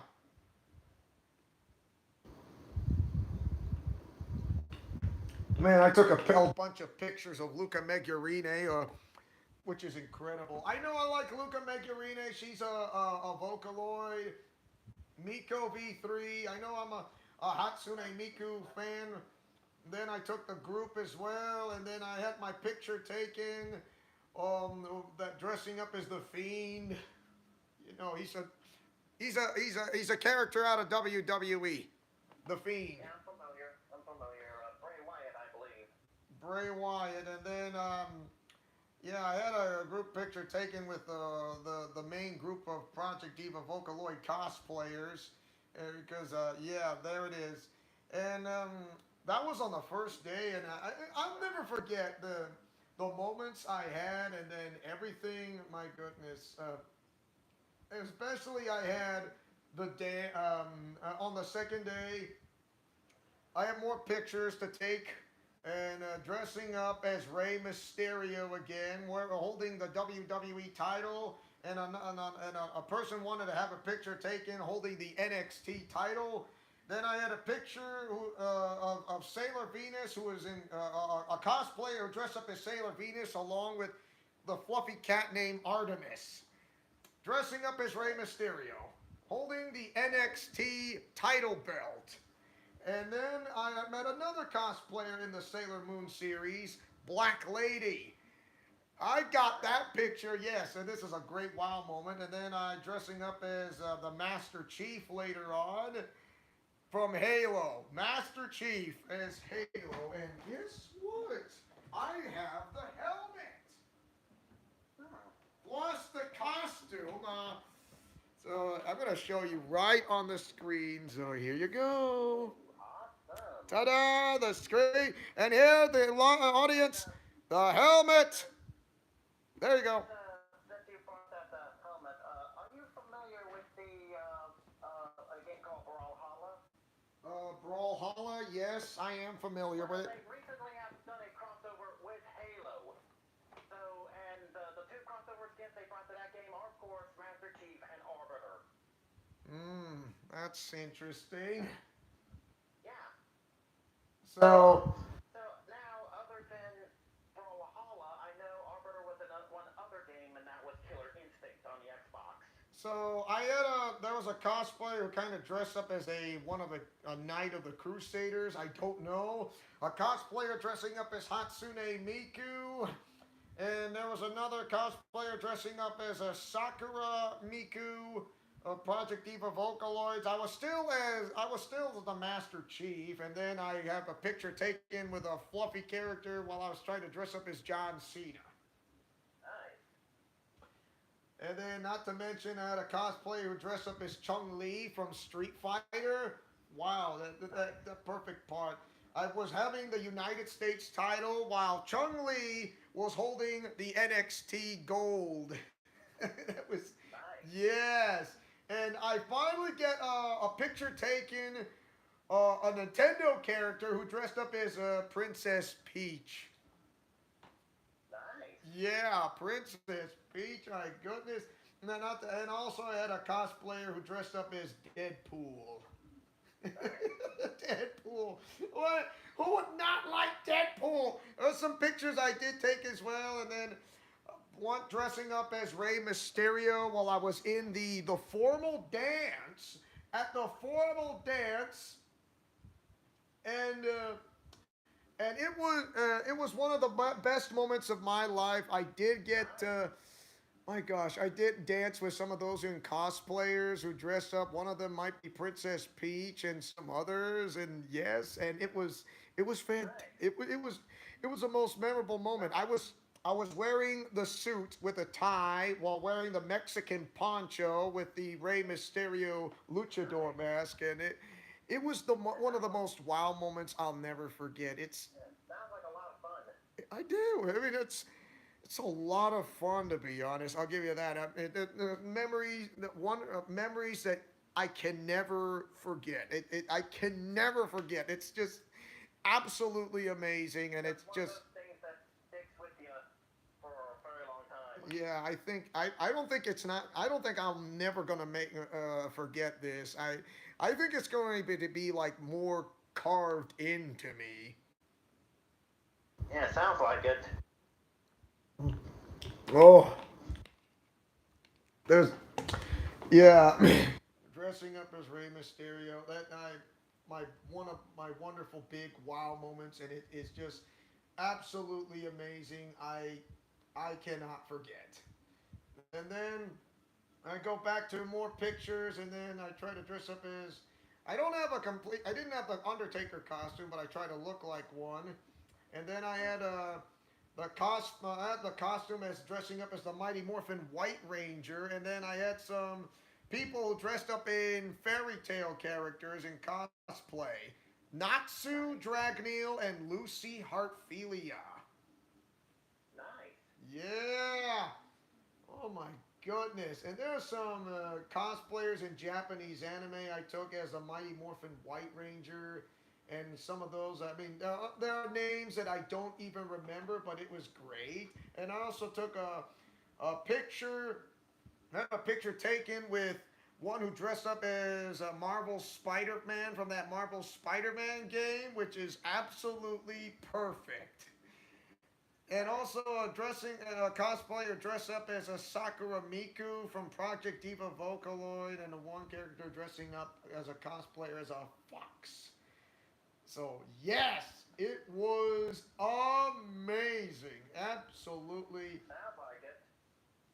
My goodness, I made a lot of memories. It's 20 Oh yeah, sounds like you made a lot of memories. 2022 was absolutely pretty good for me of Neo Anime Oasis. I'll give you this. It was fantastic. So I hate to say this, but I may be the very first guy who dressed up in cosplay as a W as one of a WWE superstars. So it's like I may be the first one who might break down the barrier because no one has seen no one has seen somebody in cosplay as one of their favorite WWE superstars, and I am the only guy who broke that barrier and went into cosplay Yeah, into a sounds like that. I mean, I don't think I've seen any WWE cosplays in the Cincinnati Comic Expo that I've been to.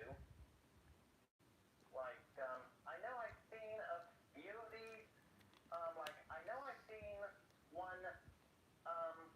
See if I can see if I can see a few of these photos. I know I've seen one that was. I think this one was like a handmade costume, but it looked like King Karoo from Donkey Kong. See if I can some of the some of these pictures here. Oh, really? Yeah, some of the cosplayers, people that I've met here, have seen different cosplays. And in fact, this Wookiee here pretty much towers over me.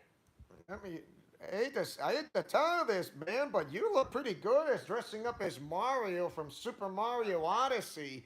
Thanks. And I actually got to meet the voice of Mario as well. Charles Martinet. Yep, Charles Martinet. Yeah, from that new Super Mario Brothers movie, which I have watched, and that movie is the storyline is fantastic. It was well Oh done. yeah, I've seen the Super Mario Brothers movie. It is leagues better than the live action one we had way back when. Live action movie was more kind of adult theme, not KID friendly, but which is Yeah, but yeah, and anyway, Charles Martinet wasn't the only voice actor I got to meet. I actually got to meet Colleen Clinkenbeard, the voice of Eartha Scarlet, to a lot of fairy tale fans out there. ooh. Yeah, yeah, Colleen Clickenbeard also voices yeah, Kid and Teen Gohan. yeah, She's also and from One Piece, who voices Monkey D. Luffy. and I still actually have this. She actually signed this. The pop figure of Lilith from Borderlands. She voices this character. Wow, that is awesome Yeah, sauce. yeah. And all, Okay. so I have a badge of Neo Anime Oasis #1. I'll show this in front of the audience. So here you go, audience. Austin Lawrence, and now to you. Ooh, that's a sweet badge. Uh huh. There it is. That is a sweet badge. Neo Anime Oasis #1. And now we get to Neo Anime Oasis #2. And I'll show you with another badge. And here we go to the front of the audience. No, there's the badge. See it right there, y'all. Uh huh. There it is. And now I'll show it to you. Ooh, that's an awesome badge. Not bad, huh? Great, good. Yeah, Yeah. very awesome. And now I finally get to show you the booklet of Neo Anime Oasis 2 in front of the audience. There you go, #2. And now the camera for you. Awesome. Ta da! Looks like a lot of fun. So, yeah. Oh my goodness. It was. Oh, my goodness. Well, okay. So A message from Neo Anime Oasis. A message from the chairman of Neo Anime Oasis. It's time once again for Neo Anime Oasis. However, this is the last time. The things that happen in life are important and you should value everything because it is not always going to be there. Time changes. Running a convention in the style of Anime Oasis and now Neo Anime Oasis is quickly giving way to convention center style conventions, short convention days, very limited programming, and never a free autograph. It's not something I can see myself doing, thus, here we are at the end of an era. If this is your first con, if you came last year, if you date back to the Holiday Inn years or even the Best Western Vista Inn year, if you went to Tomodachi Fest or OTK, thank you. I know how it happened, but the journey has been so crazy. From a very small con among 20 or so in the country to being something rather important to many people. I don't know where I go from here, and I don't know where you go from here, but it's not here. The best advice I can give after years of running con, if you want to do something, do it. I had no idea how to do anything related to running a con at the start. Even now, almost everything I do know is something I just had to learn because in the end, the real convention is the friends you made along the way. Jeremy Loppet, Neo Anime Oasis chairman. That was yeah.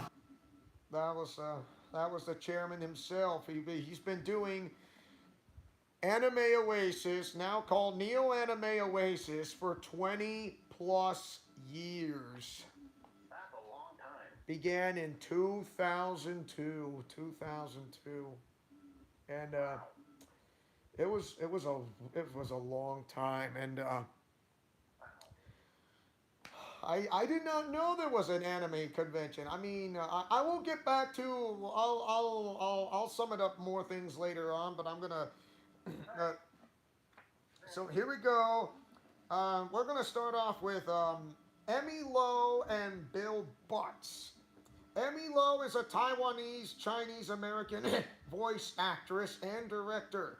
They are most well known for voicing Lucy in Cyberpunk Edge Runners, Rina and Higurashi When They Cry, Rinku and D4DJ, Suma and Demon Slayer, Columbina Damselette in Genshin Impact, Uta in Bubble, High in The Legend of High, Hei. It's Hey or High. I think if I get that name right. That's entirely new to me as well. Destiny in Tact Op, Destiny, Shuten Doji in Fate Grand Order, Kate in Shadow's House, Mirai in Doctor Stone, and Evelyn in Pokemon Masters EX, but can be heard in countless other anime and video games. When Emmy is not acting, they can be found playing piano, playing video games, cosplaying, modeling, singing, eating, or exploring natural and man made ruins. They also have an absolutely precious but spoiled Siberian cat named Noctis that has never done anything wrong and is incredibly cute and fluffy. And guess what? She has her very own Twitter page. Hmm. Interesting. It's called at Kitsune Squeak. Their Twitter page for updates and pictures of their fluffy child. Hmm. Emmy Lowe, that the voice actress and director. The next one is Bill Butts. Yes, it's Butts, capital Butts. That's how his last name is spelled. Nice. don't, Nice. don't ask. It's there because it's real. Bill is an African American actor, martial artist like Johnny Young Bosch, and fitness enthusiast. Yes, I love it. I love it. Great. You can hear him as the host of Honkai Star Rail, Owlbert. He's also Rudra in Street Fighter 6, Ogre in Tekken, Mask Demasculine in Bleach, Douglas in Cyberpunk Edge Runners, Miguel in Jujutsu Kaisen Zero, Jack the Drought in One Piece, Chicolata in JoJo's Bizarre Adventure, and many more. Nice. Yeah, unless Austin. I mean, I know Austin Lawrence is going to take his time to pull up the names such as Emmy Lowe and Bill Butts. So I'm going to show you the audience right here. I'll show you one. I'll show you the autographs I have. Here it is, Emmy Lowe. I have her autograph along with Bill Butts right there. So yeah, and I'm gonna show you the autograph of Bill Butts. Right. It's a different booklet because I kept a copy. Nice. Very nice.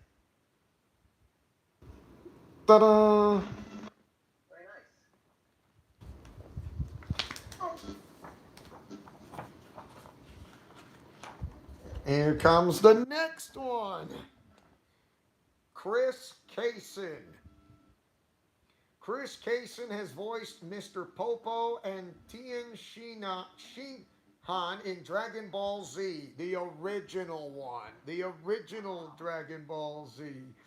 Agent Shao in Battle of Gods, yes, for another Dragon Ball universe show. Resurrection F and Dragon Ball Super Broly. Gluttony in Full Metal Alchemist. Holy Roman Empire in Hetalia. Face McShooty and Maul in Borderlands 2. Techie in, if I say his name right, capital Tecchi. Techie or Techie in Sword Art Online 2. Yes, he's on that one. Jack the Ripper in Soul Eater. Miyamoto and M1 and Yu Yu Hakusho. I've seen the original Yu Yu Hakusho. He's in that. Taruru and Sergeant Frog. Boo and Whitey in Shinchan. Hanai in School Rumble. Ukyo in Oran High School Host Club. Yes, that is a Japanese anime name. Oran High School Host Club. Look it up. It's in the search engine right there. Is it Kamo or Chamo in Nagima? Babbitt in Koduka. Siegfried in Kenichi. And Hanbei in Sengoku Basara represent some of Chris's favorite and best known roles.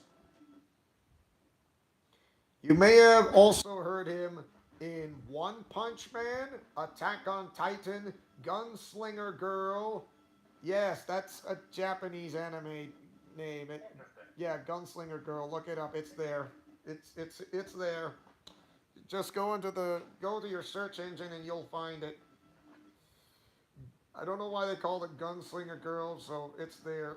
Basilisk, Tsubasa Reservoir Chronicles, Black Cat, Darker Than Black, Bamboo Blade, Kaze no Stigma, Aquarian, One Piece, Big Wind-Up, D. Gray Man, Beck, Mongolian Chop Squad. Reen, it's spelled 3 letters and it's all capitalized. R-I-N. Nice.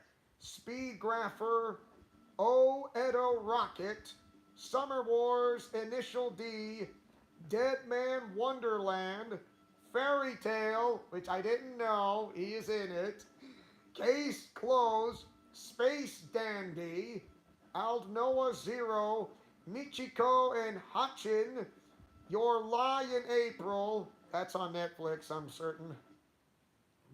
Mobile Suit Gundam, Iron Blooded Orphans, Super Wings, Lego Friends, yes, Lego Friends, Lego.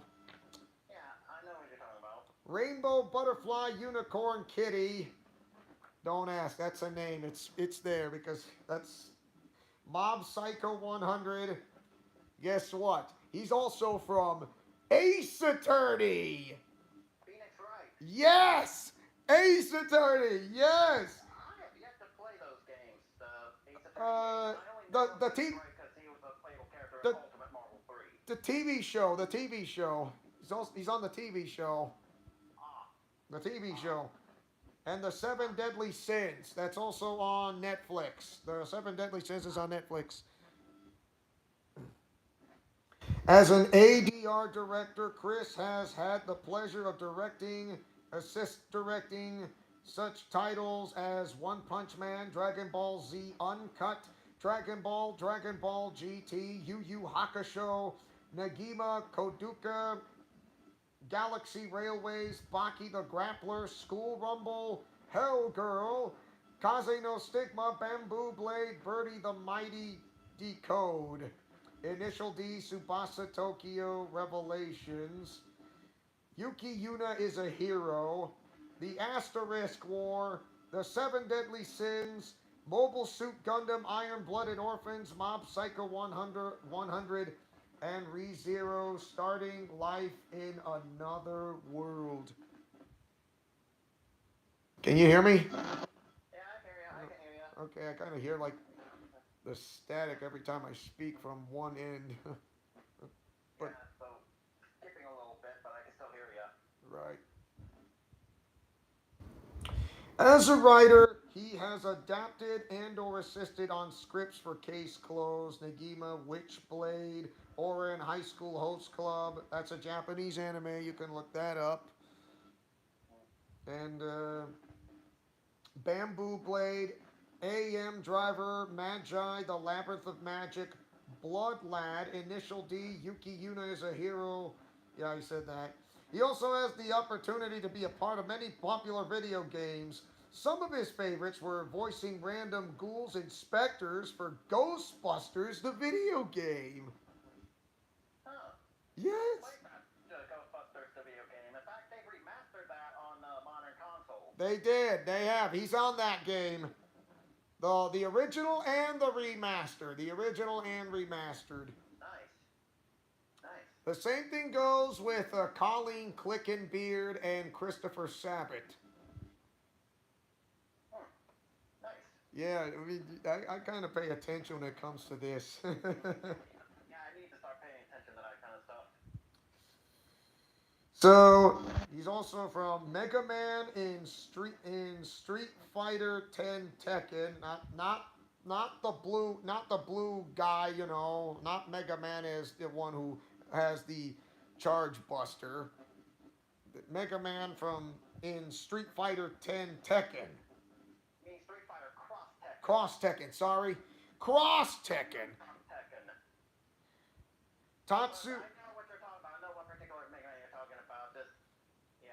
Don't Not, know what Capcom was thinking when they thought that was a good idea. no, not the blue guy. A different Mega Man, not the blue guy. Okay. Street Fighter Cross Tekken. It's from what you helped me out to spell it out. No problem. No problem. Glad to be of service. He's also from Tatsu in Xenoblade Chronicles 10. Face McShooty in Borderlands 2. And Forsyth in Fire Emblem Echoes Shadows of Valentia. Yes, he's from that game. Nice. So Chris Kaysen is on Facebook. He also has a Twitter page called Kaysen World on Twitter and Chris Kaysen 180 on Instagram. So you can visit his Facebook page called Chris Kaysen's Anime Chuckle Hut. I get to meet the original voice actor, which I'll get back to that way later. Alright. And now Jim Ferranda.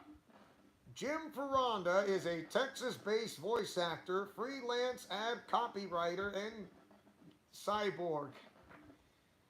I don't know why would anybody say he's a cyborg, because someone's idea by making it as a humoristic way of making someone laugh. In 2001, Jim was writing commercials for Hasbro Toys when a budget miscalculation on a G.I. Joe campaign ended up with him cast as Cobra Commander, Duke, Heavy Duty, and a British reporter. all in one commercial. After a year of being asked to play characters like Optimus Prime, Megatron, and Mr. Potato Head in toy ads, he decided to pursue voice acting outside of his day job. Juggling time between ad writing and voice work, Jim became a regular pickup player for Funimation in shows like Dragon Ball Z, Case Closed, Panty and Stocking. Panty and Stocking. Don't ask. It's there. I've actually heard of that penny and stocking. I've heard of it. I've heard of it. I Really? know what you're talking about. Panty and Stocking? I've heard of it. Yeah, I've heard of it. I think I've seen bits and pieces here and there. It's interesting. I'll put it like that. It's interesting. That's all I gotta say. If you're into that kind of thing. Hmm. Okay, I'll continue on. Salty Ray and more, along with supporting roles including Denny Blosh Broche in both runs of Full Metal Alchemist and Marco Togni in Gunslinger Girl. Yes, it's a name again. Jim's I'm not watching it. Yeah, Jim's first video game role was Jackal in Spike Out Battle Street, which he regrettably yet fondly refers others in Unreal Championship 2. Janempa in a bunch of Dragon Ball games, and 20 different characters across the Borderlands franchise. Look at what Austin Lawrence says. Jim Ferranda is also the voice of Lehman from Arifuera, a fish with a face of a man and that befriends Hajime in the show. Interesting. Yeah, yeah, that kind of reminds me of Neptunia Mega Dimension 7, with a guy who was a fish with a face, strange looking face. I find it funny. I'm gonna continue. In an ironic flip of the actor's proverb, Jim's day job quit him in 2013 when Hasbro changed ad agencies. Turning a layoff into an opportunity, he went to voice acting full time. Since then, he voiced Muscular in My Hero Academia. I know who that is. Luxion in Trapped in a Dating Sim. The world of Otome games is tough for mobs. Pancho Panacotta in How a Realist Hero Rebuilt the Kingdom. Shisanden Bui in Banished from the Hero's Party. I decided to live a quiet life in the countryside. Yes, that's a name. I decided to live a quiet life in the countryside is a name. Interesting. That's entirely new to me as well. Yeah, I know. That is entirely new to me. I think that is a Japanese anime name. You can look it up. I decided to live a quiet life in the countryside. Yeah, you can look that one up, Austin Lawrence. I mean, that's a name. I'm not making this up. I wish I was, but I'm not. You learn something new every day. Yeah. I'm going to continue on. Kumasa in If My Favorite Pop Idol Made It to the Bodukan, I Would Die? What? Can you repeat that, please? Yeah, I'm going to say this again. Shisanden Boy in Banished from the... Okay, no. He voices Kamusa in If My Favorite Pop Idol Made It to the Bodukan, I Would Die. Wow. That's a name. I wish I was making this up, but I'm not. It's absolutely, it's there, the name. I'll say this like one more. Where's the brainstorming on these titles? I'll say this one more time. You too, Austin Lawrence. Look what Austin Lawrence says. I've seen Trapped in a Dating Sim, Banished from the Hero's Party, and Realistic Hero. So I'm going to say this as well, like one more time. He voices Kamusa in If My Favorite Pop Idol Made It to the Budokan, I Would Die. Wow. I who, what kind of What is people? the brainstorming of these titles? I don't know. Where do these where do these people or what kind of people come up with names such as this? It's like I'm face palming Captain Picard style. You and me both, brother. Hey Austin, like, tell me what kind of people do come up with these names all of a sudden? Yeah. Look what Austin Lawrence says. Once again, Japan has some concepts for animes. Yeah, and what's next? What's next? A Disney Channel original movie called Don't Look Under the Bed? I've seen it. It's about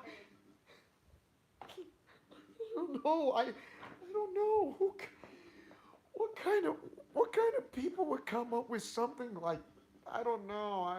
It's just like the name can be the name of a title which has more than one word can be awkward to me, but I don't know why. I'm gonna continue on. So Husk in the Millionaire Detective Balance Unlimited. Husk, it's all capitalized. Heusc. Franken Zombie in Sleepy Princess in the Demon Castle. Franken Zombie and Sleepy Princess in the Demon Castle. Don't ask, it's there. Geld Eye Orc Disaster in That Time I Got Reincarnated as a Slime. Now that I know that name because Austin Lawrence knows. I have heard of that one as well. I have heard of that one as well. That time I got reincarnated as a slime. Yeah, I've heard of it. He's in that one. He voices Geld Eye and Orc Disaster. Mato King Toma in Fairy Tale. Yes, he's in Fairy Tale. Vanderdecken the Ninth in One Piece and more. He's been in several games too, including over 10 characters in Smite, like Rambo and TMNT's Shredder. He's ready to dine on turtle soup. Ah, Yes. Tom Banner in Killing Floor 2. I know that name. I don't play Killing Floor. And Oscar Mike. Isaac. It's four letters. Capital letters. All of them. ISIC. Isaac. Whiskey Foxtrot. And Meinrich in Battleborn. And in 2019 was super excited to take up the role of Claptrap starting with Borderlands 3. In his spare time, Jim likes photography, games of the video and tabletop variety, occasional trips to Japan, building Lego stuff, and working on a novel that he will probably never ever finish. He loves his wife, Karen, and their three cats, uh, Takyubin, Momochi, and Ikaruga. He also wishes Japari Park was a real place. Yes, I know how that feels. Diagnosed with type 1 diabetes when he was 8 years old, Jim wears an insulin pump. By medical definition, that totally makes him an actual for real cyborg. He has yet to jump over a house or lift an automobile with his bare hands.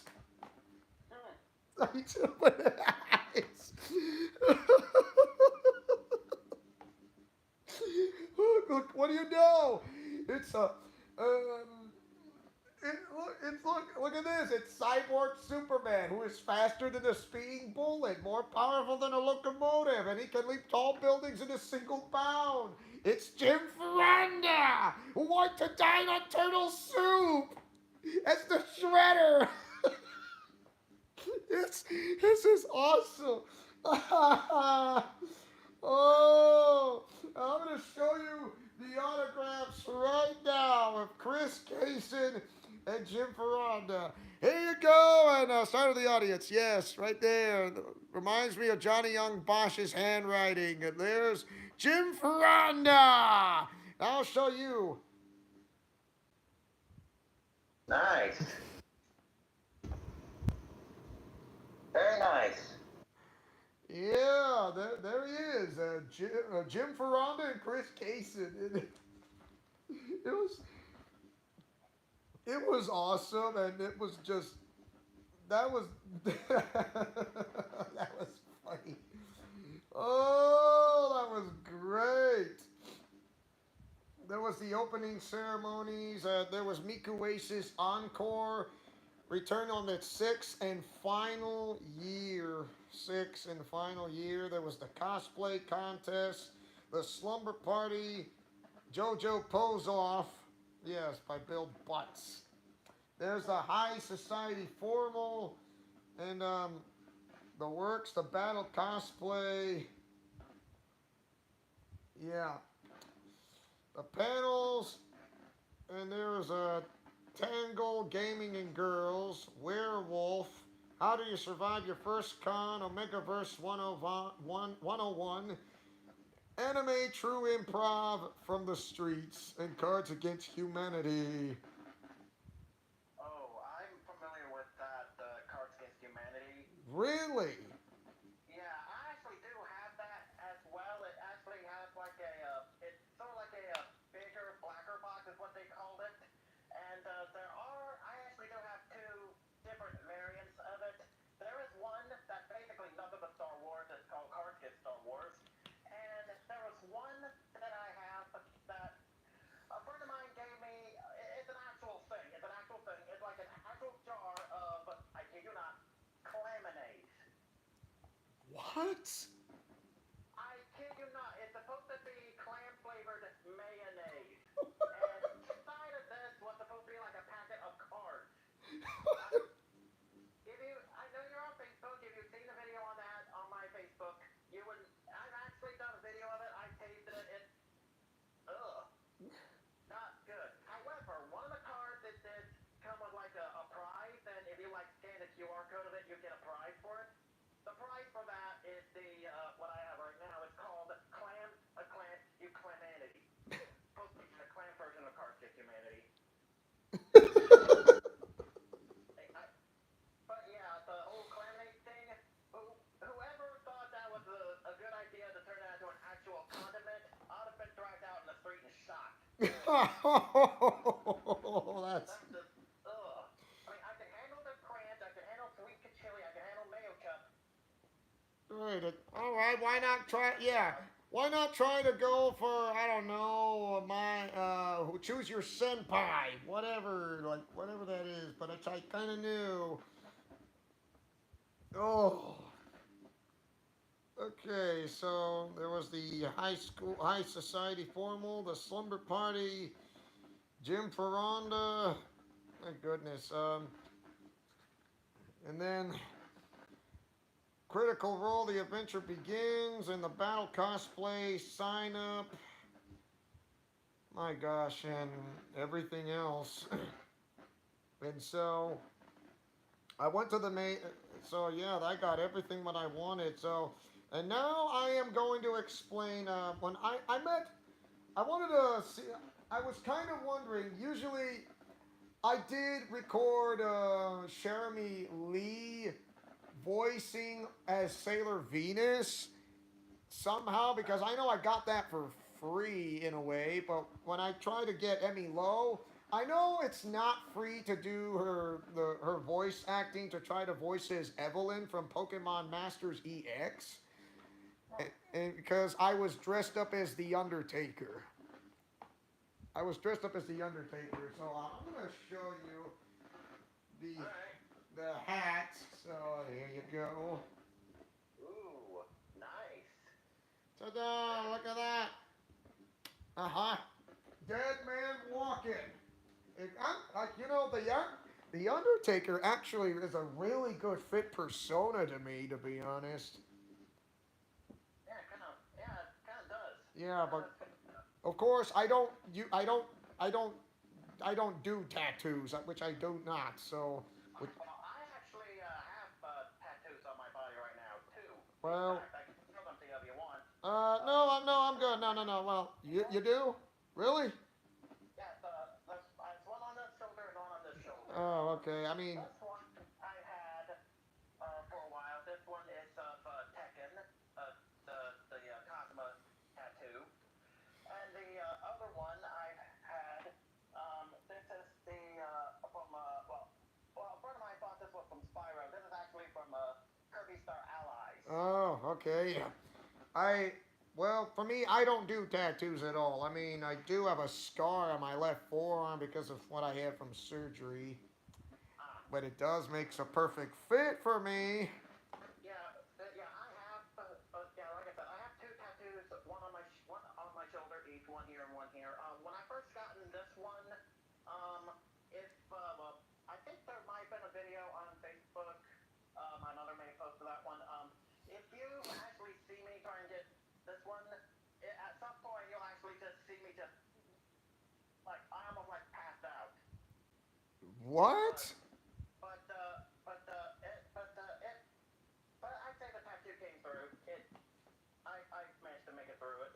Unbelievable. Wow, I didn't actually know you were kind of passing out for some reason. Yeah. And so, I finally, so, well, I finally got Emmy Lowe's voice acting to voice as Evelyn on a short video, which I did a pre recording video on episode 3 of Neo Anime Oasis, and nobody thought I was able to pull it off to be in the character as the Undertaker. And yes, and Emmy Lo get to got into character of voicing Evelyn because the Undertaker was calling Evelyn's number because her number has come into that place. It was perfect. Nice. So yes, it's like the Undertaker is a collector of souls. He can make any crossover. He's the Undertaker. He can cross into Japanese anime whenever he wants. True. I mean, he is the phenom for a reason. And like I said, he's the Undertaker, collector of souls, and he wants to collect something or whatever it is, which absolutely fits into my mantle, to be honest. And I also took a bunch of pictures. My goodness, I took a bunch of pictures. So I started with. I know I posted pictures of Neo Anime Oasis on the Alliance community board, which I Yeah, give. I've seen those. They were actually pretty good photos. More will be coming. It's because it's not all of them because I'll still post more. So I already post. So I post. Once again, I dressed up as Rey Mysterio. If you want to know, in with the Mexican with the luchador mask, dressing up along who's a cosplayer, dressing up as Black Lady from Sailor Moon, and I finally got a picture dressed up as Scott, who is dressing up as Scott Lang, who is Ant Man.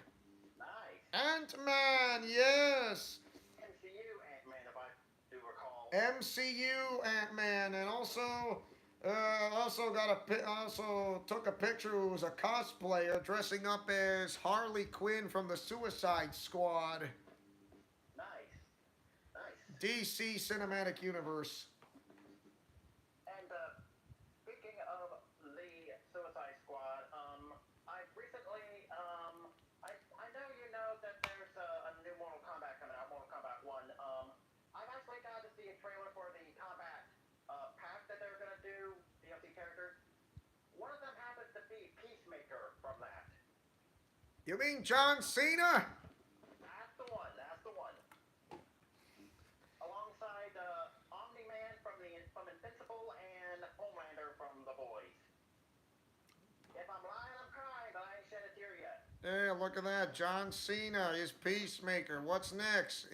Is he going to become Ferdinand the Bull? Not to mention the polar bear from Dr. Doolittle. What about Raphael from TMNT? Oh yeah, I have yet to see that one, Mutant Mayhem. I've yet to see that movie. I mean, I said John Cena's Raphael and not the new movie. I know the new movie will be coming out, which I already know of. I was gonna continue on. Pictures of other cosplayers. They see me as the Undertaker. No one has ever seen a cosplayer dress up as one of their favorite WWE superstars. Besides the popular one, Rey Mysterio and John Cena, the Undertaker is one of them, and he's like one of the top people who, for those who dressing up in cosplay as the Undertaker. And also had a picture taken with Sailor Scouts. Sailor Mars, a Sailor Mini Moon, and Sailor Venus with The Undertaker. Nice. And then I got a picture with, I took a picture of a cosplayer who dressed up as Saitama from One Punch Man. Is that right? One Punch Man, yeah. One Punch Man. One Punch Man. And there are Project Diva Vocaloids. Project Diva Vocaloid cosplayers and Miku Oasis Encore, and it was great. I got a bunch. I took a lot of pictures, posted that right on Facebook. I haven't posted on Twitter yet, but I think I would love to do that. I already posted on Facebook, and well, on that group of Neo Anime Oasis, that's not outside of it. So, and I also posted pictures on my YouTube channel, the Alliance Community Board, which more will be coming, which I'm not stopping. Take your time, I'm in no hurry. Pictures of Kagamine Len and Kaito V3, and Miko V3, the group. I also did a little video clip of, I could not do it on YouTube because of copyright claim issues. It's just incredibly stupid. I can see how that could be problematic. I couldn't do it. I wasn't able to do it. But however, I was able to pull it off. I was able only to do it like on Facebook and possibly on Twitter, just not on YouTube. I can't do that. On the bright side, I would say that I can do Project Diva Vocaloid games on Facebook Gaming only because I cannot do that on YouTube, which is not possible. Yeah, the same thing goes for the, from what I said earlier about the Arkham games of Batman, from what I told you, yes, Austin Lawrence says 619 intensifies. Rey Mysterio, master of the 619, intensifies. In my opinion, awesome wrestler. Oh my goodness, I love Rey Mysterio.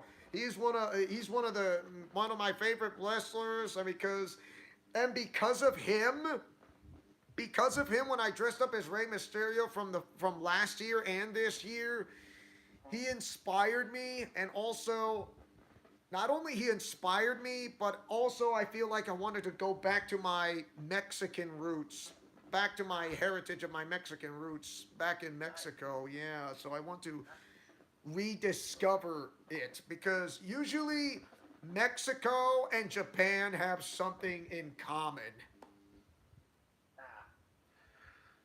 That's for a good reason. Yeah, do you really want to know what it is? Do you want to know? Please enlighten me. Japan and Mexico. Let's say you hear people in Japan who speak a lot of Japanese, correct? including for those back in Mexico that speak a lot of Spanish. Hmm. So, Japan and Mexico, Spanish and Japanese languages are almost, or should I say, nearly identical. Hmm. Huh. Interesting. Yeah, if you pay close attention, I mean, if you hear carefully for people who speak Japanese, like really carefully listen, and with people who speak Japanese and those people who speak Spanish, it is so similar. It is so similar. Hmm. Interesting. And here's another one, and I would not stop from there. Luchador wrestling and Hmm. sumo wrestling. Mm-hmm. Now go and if you go back to where it all began within Mexico and Japan, it is quite identical because back in Japan, some of those wearing luchador masks in Japan. The same thing goes for Mexico, which is known as lucha libre. Ah.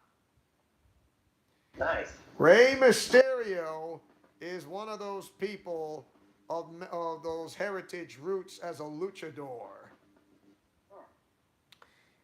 So Japan and Mexico have something in common with New Japan Pro Wrestling and Lucha Libre in Mexico. Nice. Nice. Yeah, and also that's not all. You know, in Japanese anime, you hear this, and going back from in Latino America, such as Mexico, yeah, there are Mexican voice actors who do the Spanish dubbing in Japanese anime. Huh. Nice. So yeah, that is real. Some such as Dragon Ball Z, Sailor Moon, Digimon, you name it, the works. Nice. It is, yeah, yeah. Japan and Mexico have something in common. It's actually very related if you think about it. Hmm. Nice. It is so related. I can I don't I can actually feel it. It's not just in my bones, but I can actually feel it on the inside. I mean, if you try to study, if you happen to know what is between with Japan and Mexico, in a way. Ooh. So like I said, I took a bunch of photos, and there were some pictures I had with the Project Diva Vocaloid cosplayers, and seeing myself dressing up as the Undertaker, holding the NXT Championship title belt. Nice. And also, there was a cosplayer I like to take, the one who was dressed up as Joker from the Persona series.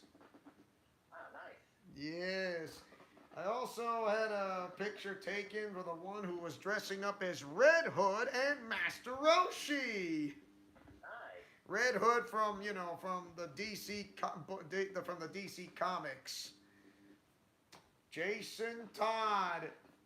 Yeah, I thought I'd try to go a little bit into the gothic feel because I was wearing the black coat, the hat, the gloves, the shirt, the pants, and the boots. Nice. And it was a perfect fit to put in to get into character in such a way. And also had some. I also got pictures of cosplayers who dress up as their favorite Nintendo characters, Nice. Luigi and Princess Daisy. Awesome. Yeah. And then the Fiend returns, and I had pictures taken with Team Rocket from Pokemon. Jesse and James, right? Yes, the original Team Rocket. Nobody, no, who would not like Jesse and James of the original Team Rocket members? Your guess is as good as mine. Oh my goodness, you see Team Rocket all the time, Jesse and James. It never gets old, especially when it comes to the new Pokemon shows when they are in it. I'm certain if Austin Lawrence might know, so yeah. So I had a picture taken with the cosplayers dressing up their favorite Naruto characters. Naruto, Kakashi Sensei, and Sakura Haruno. Yeah, Shonen. And I also someone who dressed up as Spider Man. Yes, with the Fiend, and also there is more Nintendo characters of the Mario Brothers, but in the female version. Interesting. Yeah, that that was there. And also, I took a picture of the anyone's favorite, the Flintstones. The Flintstones, Fred and Wilma. Wilma! Nice. Yes. Who would not like the Flintstones? I mean, really? Still, I like them. I like them. In fact, I still have on DVD the live action Flintstones movie, which is a pretty good one. And I do have let's see, it's supposed to be the Flintstones crossover with WWE. Oh, really? Yeah. Oh my goodness. I watched the Flintstones before, and I'll never. It never gets old. It never gets old. No matter. Classics never get old. Yeah, I would. Yeah, but watching the Flintstones, the people who dressed up as their favorite characters, such as the Flintstones or the Jetsons. My goodness, it brings back memories. Let's see, more characters. Let's see. Then you see going with Kane, the one of the from WWE dressing up as Kane, the demon's favorite son. Yes, and they're cosplayers that I can't remember, but only those who know about. Which I don't mind for anybody who tries to type the name, which would help because I don't know everything on all Japanese anime. Let's see, there's a cosplayer dressing up as Wanda Maximoff, who is the Scarlet Witch. And you get to, yeah, the Scarlet Witch, and Kane right next to the Scarlet Witch. My gosh, there's that some of the gothic feel. And then more character and more cosplaying with characters and dress up right next to Kane. And then you see the return of the Master Chief. Yeah, again with the Master Chief. And there's a cosplayers who are dressing up in cosplay from Demon Slayer. There was a huge group. Huge group. Nice. And so, yeah. And then the Master Chief had his picture taken with a fluffy character animal, which I love it. It's just absolutely awesome sauce. Wow. And man, my goodness, I had pictures. Had some pictures to ask her.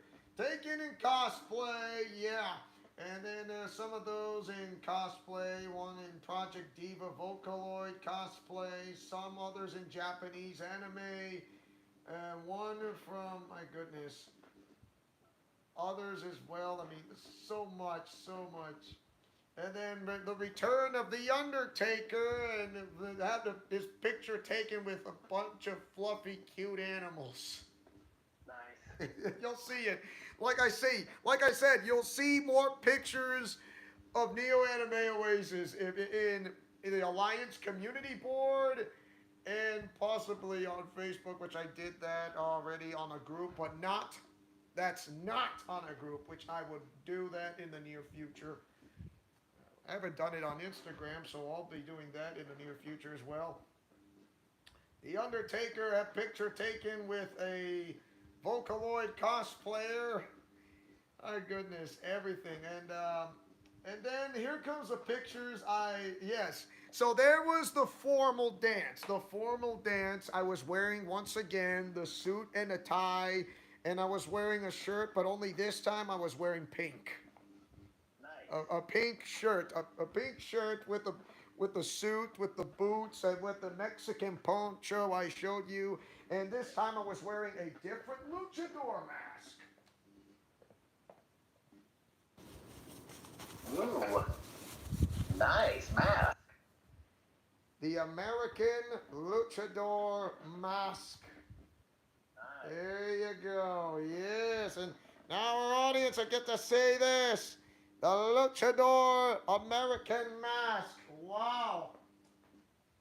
I will be able to post that in the near future. So, like I said, I'll post it in time as I move in along. And there was the dance, and then my goodness, I was trying to learn the box step and how to do the waltz because I've done it like 6 years already. I was doing the waltz, and it was like I was doing dance class all over again, and it was awesome, and it went great. Yeah, sounds like fun. Austin Lawrence says in Vegeta's voice, "Hey, I like pink. I'm not dissing you there." Okay, I can do Vegeta's voice. I can do the voice acting. Let's see. All right, he says, "Hey, I like pink. I'm not dissing you there. I mean, I wear pink. You've seen me in my shirt." Yeah, we've seen that. Yeah, that's cool. So, there's this funny story. While I was in the dance formal, usually I was trying to dance with my partner, and well, there was a cosplayer, a young woman, a cosplayer, and I know, and it's like once you learn the basic steps of how to do the waltz, it's like riding a bicycle you'll never forget. And as we go along, we go into the slow music. There was a cosplayer who dressed up as Ariel, which was really wonderful. A Nice. Disney character. Ariel, a Disney character. Yes. Yeah, nice, nice. My goodness. No, who would not like Disney princesses such as Ariel, Belle, Cinderella, Princess Aurora? My goodness. Jasmine. Princess Jasmine. Oh my God. Snow White. You name it. Oh yeah. It was great. I finally get to dance with Ariel. So yes, and there are some others. I get to dance with one who is a princess and all that. And my goodness, there was this one. Okay, there was a person in cosplay that that she notices and realizes in the dance floor. She realizes me that I do not have a partner, a dance partner. So she came up to me and she noticed that and and asked me that if would you like to dance and this in a slow song and I said yes. Yes, I would dance with her and Very nice of her. it was very nice. I mean, to be honest, it was like the most magical moment, and I hear the Celtic music. Celtic music, my gosh, it was it was beautiful. It was so beautiful, and Nice. it was the most magical moments of my entire life, and like Wow. I I can never make myself forget from what it is worth, and it was great. It's something that you're going to remember for a long time, I can Oh, tell. oh yeah, and Yeah, that is something to be long remembered. oh man, was just beautiful, fantastic. I cannot ask for anything better than this. And and also there was this one cosplayer who told me that was later on that I know I said this in a premiere video, and he told me that why not go ask a girl to dance? Like I could, I mean, but why not ask her? I mean, I will. It's like okay, dude. I mean, don't just stand there. What? Just ask the girl out to ask for a dance. Like okay, I'm telling myself okay, okay, I'm gonna do it. I'm gonna ask her out. I know I don't have the guts and the bravery to do it, but I swear in my father's mantle or my mother's mantle or whatever, I am going to ask her out to the dance, whether she says yes or no, and I will ask her out to do it. And guess what? I did ask her out because I was scared and not brave, but I had to be. And she said yes. Ah, that's nice. Yeah, that was. I was.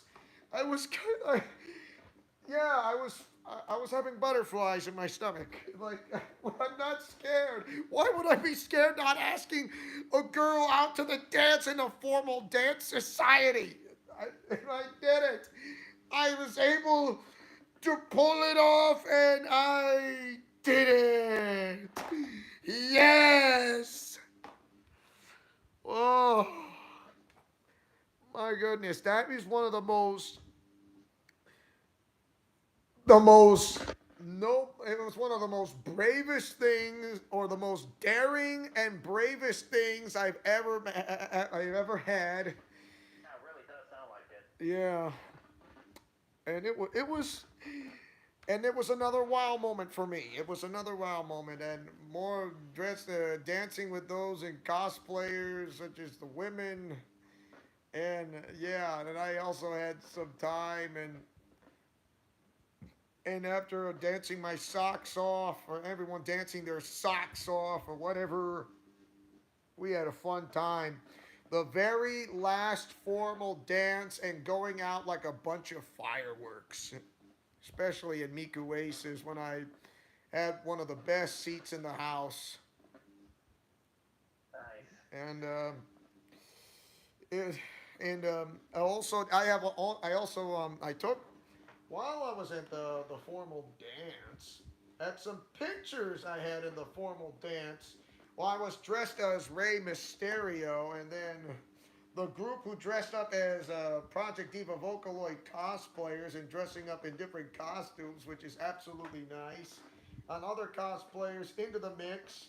And this one woman who, the woman that I told you about not too long ago, when she realized that I was the only, and notices that I was the only one in the dance floor who does not have a dance partner, I decided to find her in the lounge and ask her to have a picture taken with me, dressing up as Rey Mysterio, and Nice.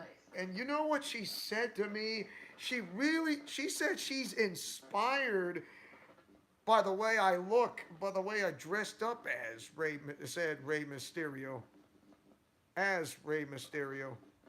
Nice. It was, and there. So I was looking for this. For I was look. There was a person that I asked, and I told him, "Can you be my photographer for just a moment?" And he says, "Yes." So he took pictures in different angles, Nice. like Very nice. like a photographer would. Like took a picture from up here, on this side, down below, and you get the idea. And it was, Nice. and she was actually wearing high heels, high heels, and it was great. It,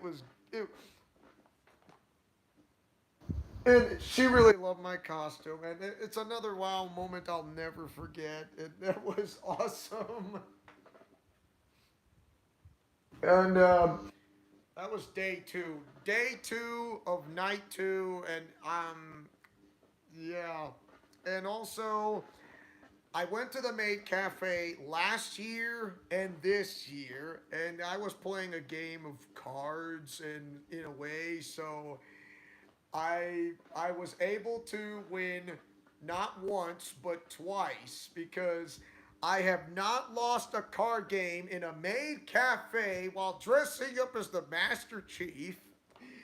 And if I did lose one, I would have my picture taken and be put into the wall of shame. Nice. I'm undefeated. I have not lost a game in the main cafe.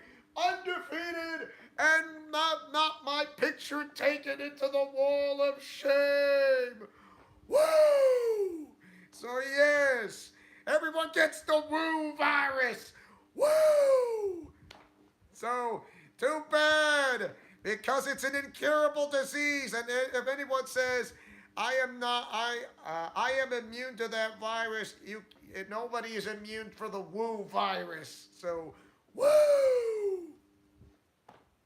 So too bad, or else you're gonna eat my woo burger with a bunch of woo fries with a woo drink, and guess what? I woo you so much. Or get the woo out of here. You're laughing.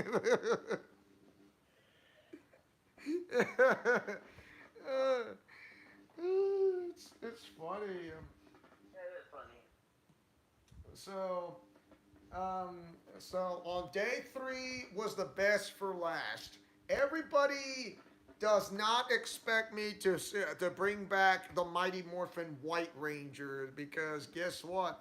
I'm the only guy who dress up as a Power Ranger, and I was saving that the best for last. And because of that, dressing up as the Mighty Morphin White Ranger was a living tribute to JDF.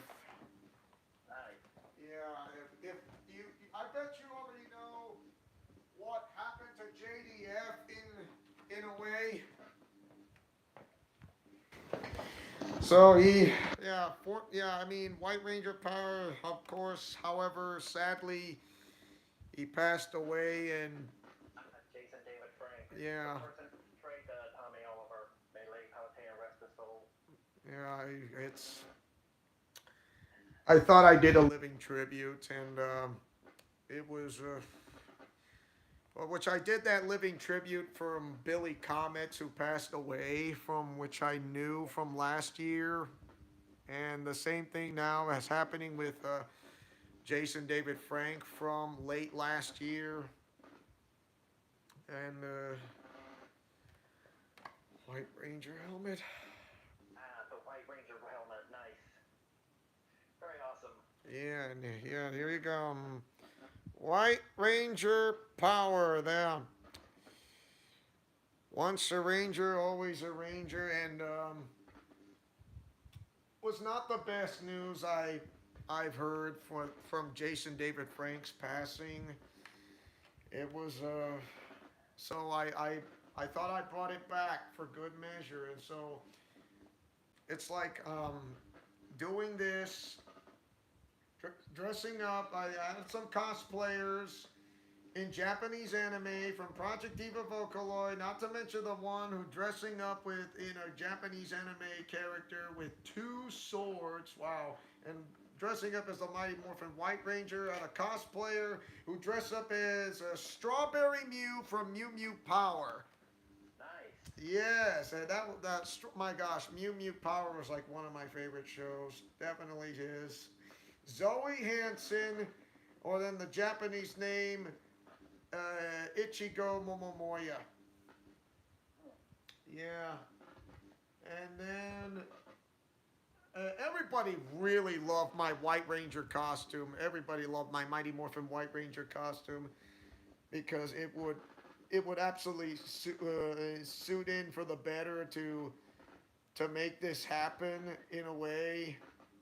And then I did a living tribute by dressing up as the Undertaker right in front of having my picture taken with the CEO chairman, Jeremy Loppet. Nice. So yeah, if you want to know why I did that living tribute, like here, it's absolutely simple. If you think about this, you go back to the year of 1990 Survivor Series. The Undertaker making his first debut in WWE. It was called WWF back then. Back when it was called World Wrestling Federation. Correct. And he began there in 1990, and then by 2020 he would do the final farewell in Survivor Series. He began his debut in Survivor Series in 1990, and he will end his debut at Survivor Series in 2020. Hmm. I, Makes sense. Ironic, isn't it? I mean, it makes sense. So it began with Jeremy Loppet in 2002, and it ends with Jeremy Loppet in 2023.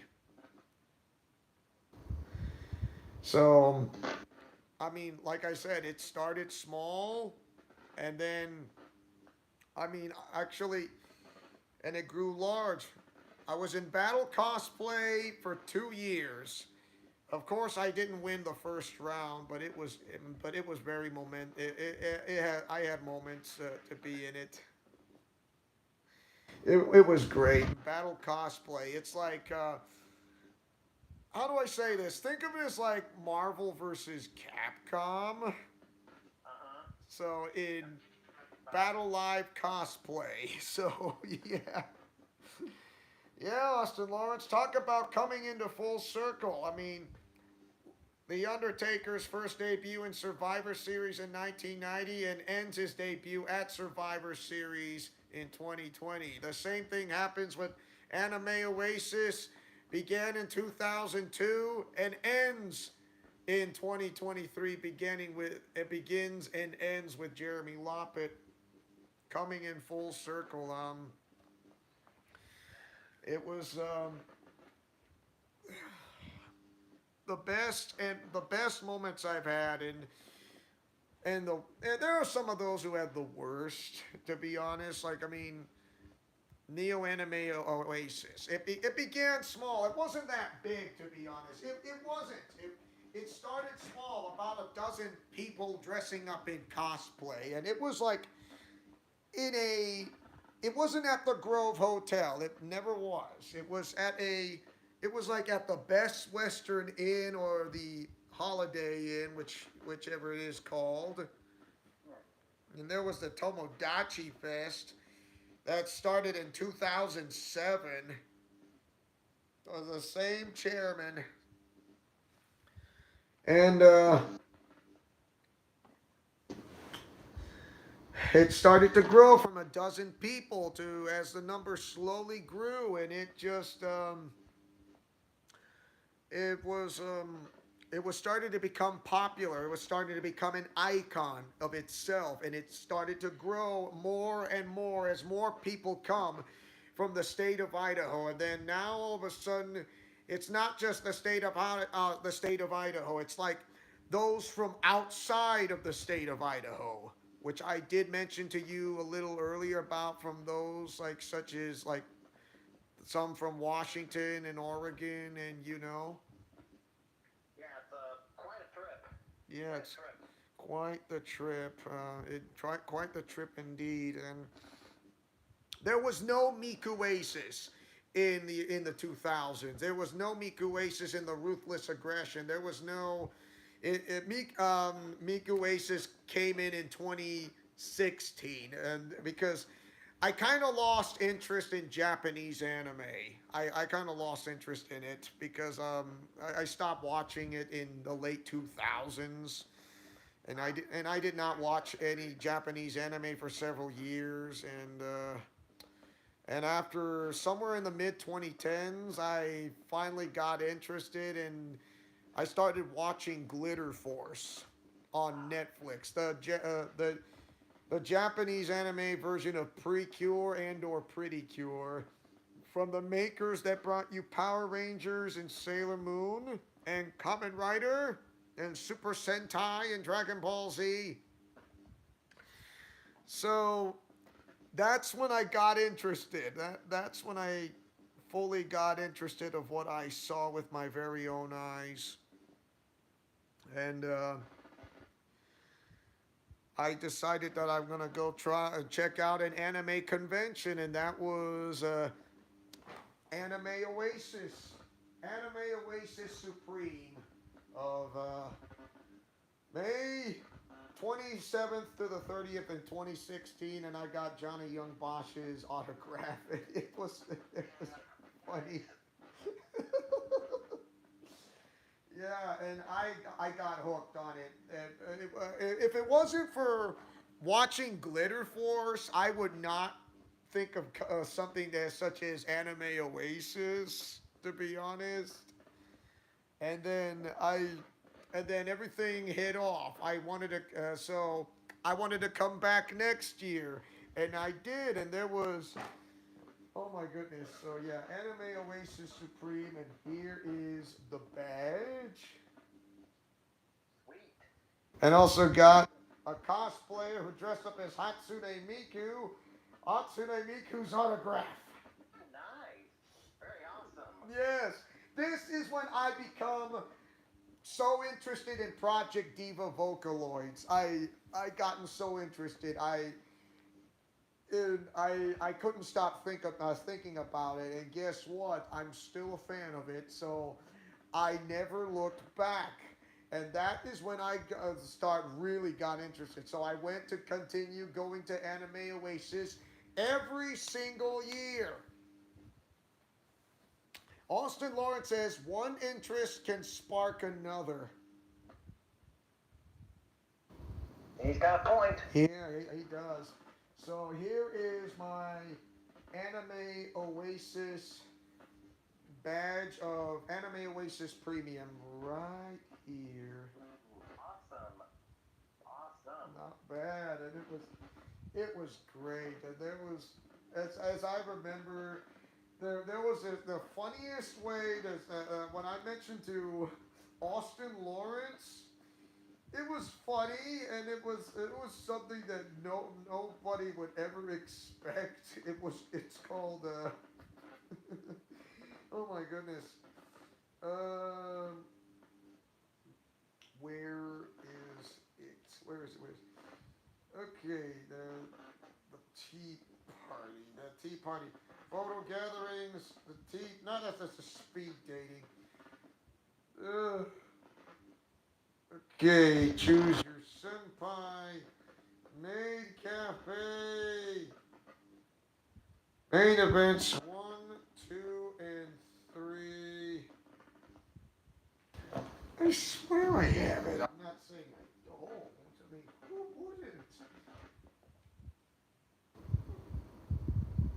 Let's see.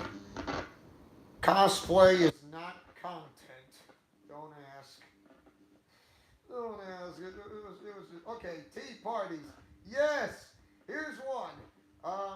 Fruits basket tea party. Tea party for those with a dislike for cosplay. Who would want to go to a tea party for those who tea party for those with a dislike for cosplay? I mean, come on! Who would want to go to a tea party for those with a dislike for cosplay, which doesn't make sense? Okay, let me ask you one better. Who doesn't like to cosplay? Can anyone raise their hand? Because I'm not raising my hand. Because I've been in costume myself. Because I know you've seen my Facebook photos where I was dressed up as Mario. And let me tell you, cosplaying is something that once you like get into it, that's something you're not gonna forget. Yeah, I mean, I kind of find it very hard to believe that who wants to go to a tea party for those who dislike those go to a tea party for those who dislike cosplaying. I mean, that doesn't make sense. But It was back in the late. It was in the late 2010s, to be honest. But it was there. It was funny, but it was outrageously funny and ridiculous. Uh, I just find it very hard to believe that anyone who want to go to a tea party, for those who dislike cosplaying, it's just, I don't know if it's funny or not, but why would anybody want to go to a tea party for those who those who dislike cosplaying is just complete nonsense.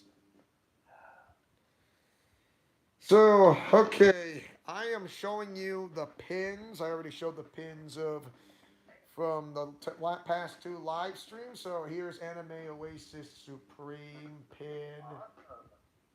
Yeah. And here comes the Anime Oasis Premium pin. Ooh, awesome. Well, I like that one. Not bad. Here is the Anime Oasis EX pin. Ooh. Ooh, I like that one too. I got one more. The Anime Oasis Dynamite pin. Ooh. Now that one looks cool. There you go. All four pins of the ones I've been to, and it was just absolutely incredible. So,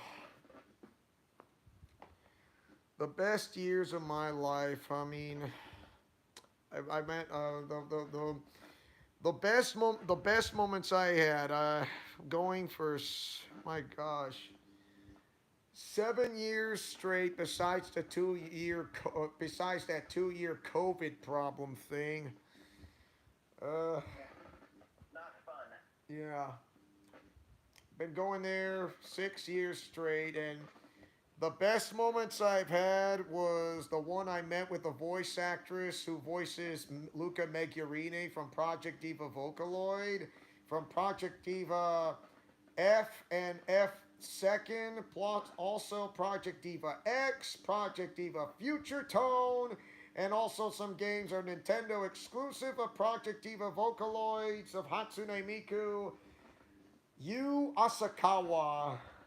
Yeah, she's great voice actress and a singer. She also speaks English very much.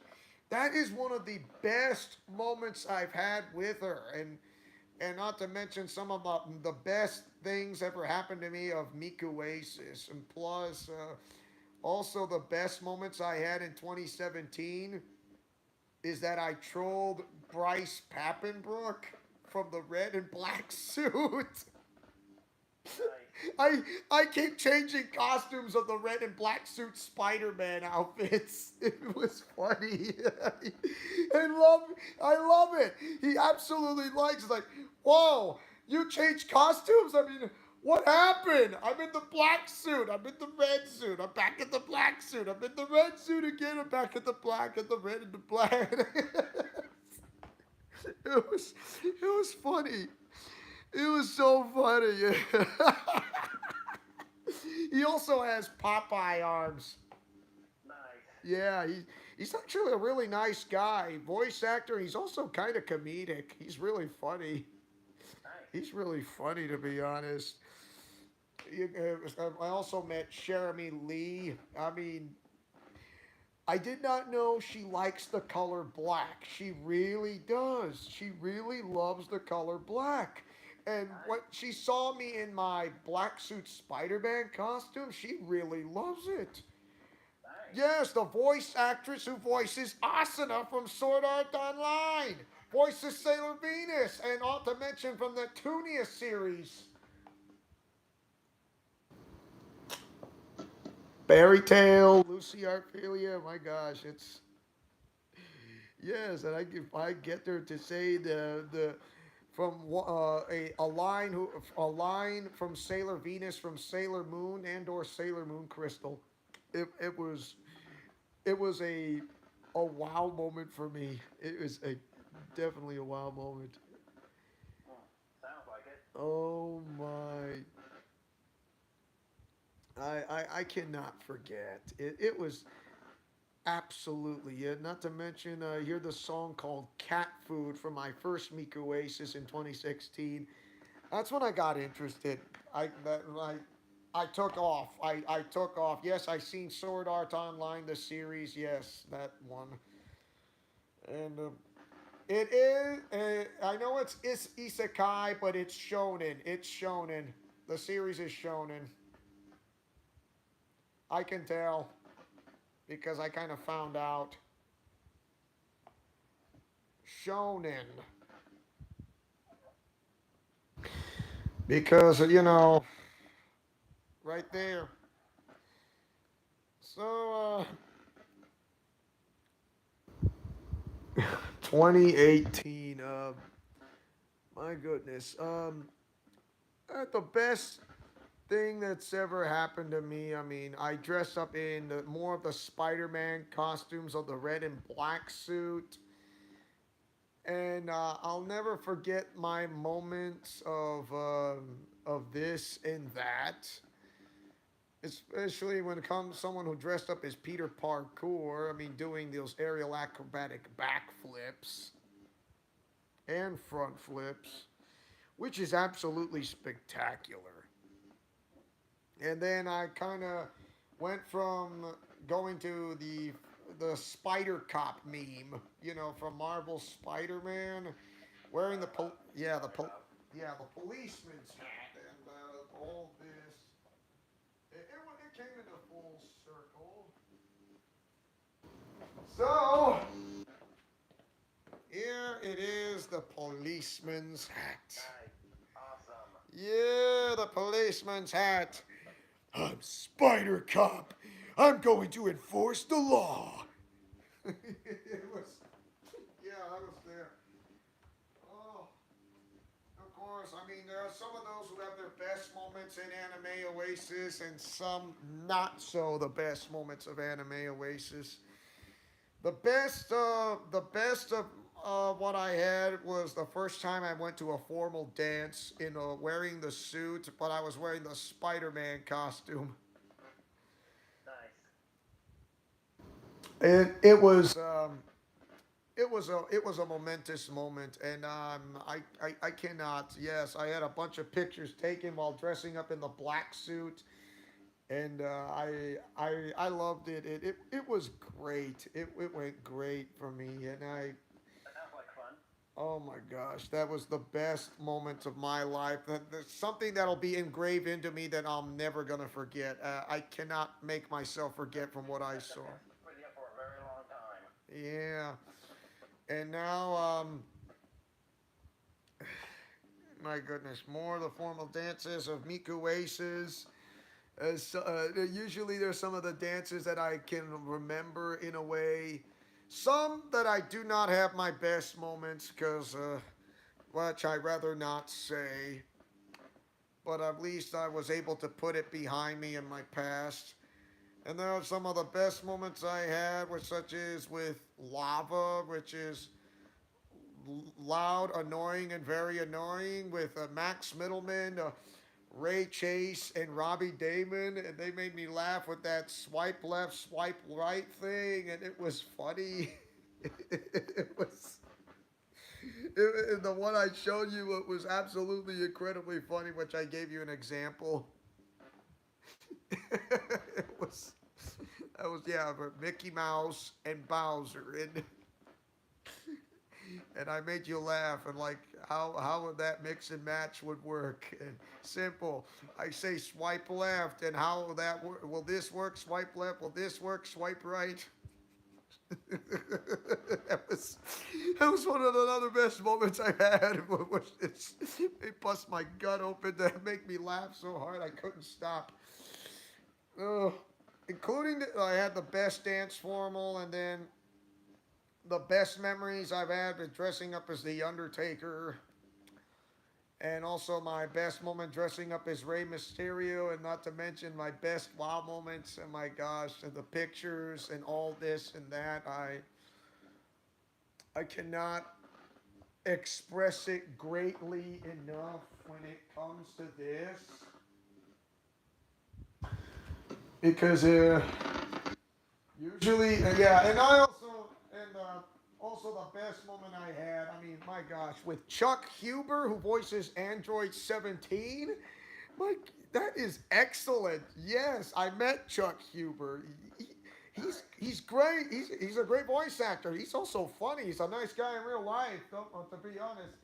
And, and it was the most, especially meeting up with Natalie Hoover. My goodness. And not to mention meeting up with Erica Harlacher, Vogue America. My gosh, like American Vocaloids, not Japanese, not the Vocaloids from Japan as in Project Diva. I mean, of course there is Project Diva, but Vogue America as in United States Vocaloids made in the U.S. of A.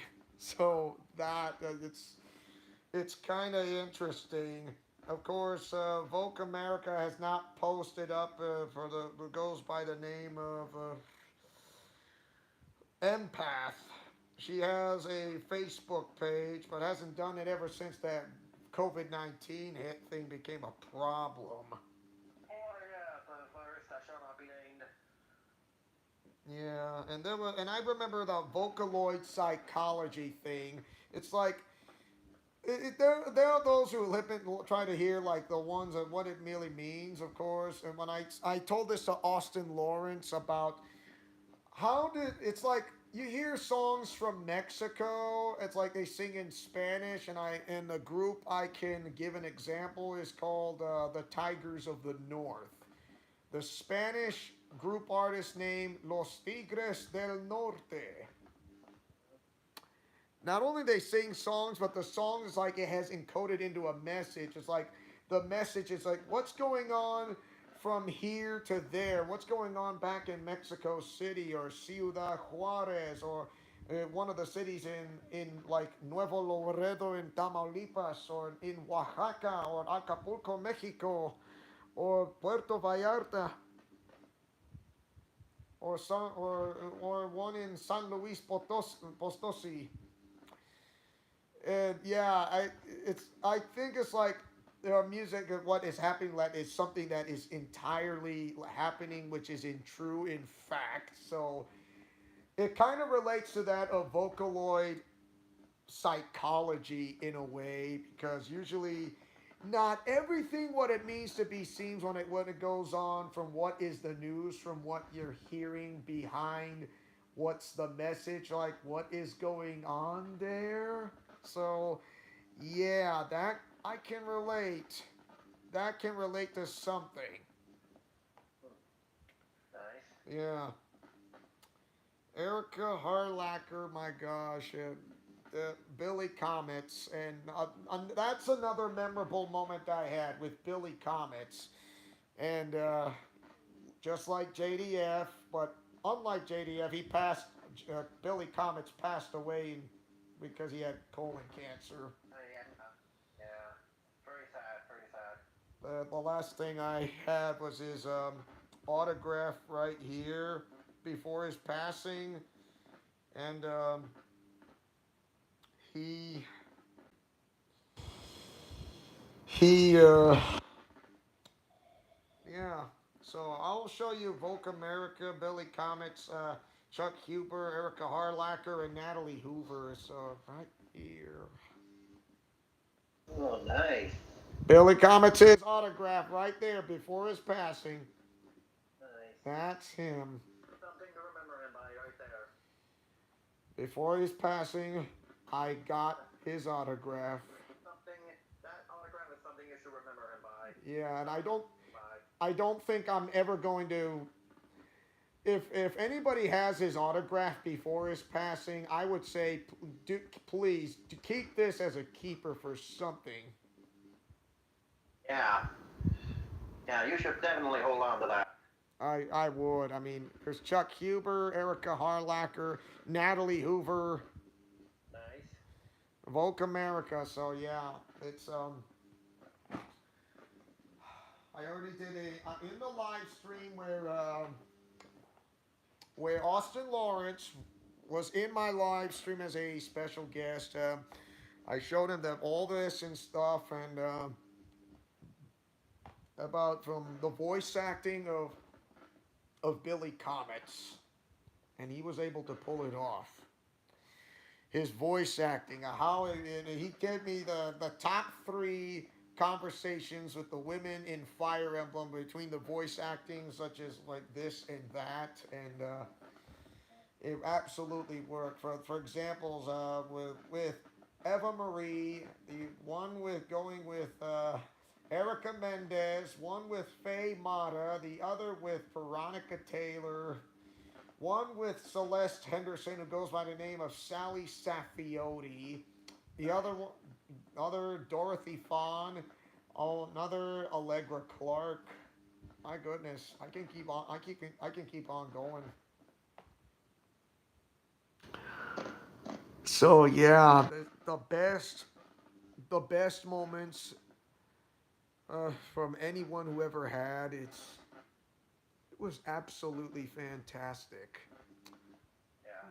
So yeah, especially when he had the best. I mean, the one he heard with that's with a male character such as Caspar, voiced by Ben Diskin. That went pretty good. That went pretty well. That went absolutely pretty well. Yeah, I forgot another voice actress with Marianne, voiced by Xanthe Hune. Who voices Sailor Saturn from Sailor Moon Crystal. Very nice. Yeah, and I know he's from JoJo's Bizarre Adventure, and the one thing that really surprised me when between with Veronica Taylor's voice acting and his voice acting in a conversation on that conversation A group, um, in, is that he can not only he does voice acting, but he can also sing. He sings. If you pay if you pay attention about Billy Comets, not only he does voice acting, but he does singing of it because he has background on singing ever since doing Aladdin the musical back in Disneyland or Disney's California Adventure. Nice. So that absolutely fits the bill for Billy Comets.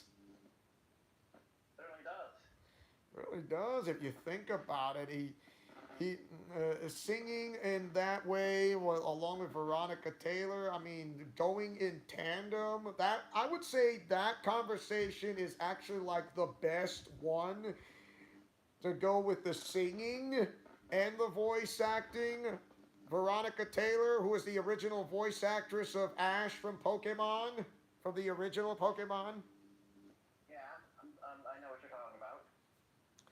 So that was great. It was hear Veronica Taylor's singing, voice acting. It was beautiful, along with Billy Comets, and I loved it. I mean, Austin Lawrence, his mind was blown when for the first time he heard his his singing in voice acting. It was absolutely incredible for him.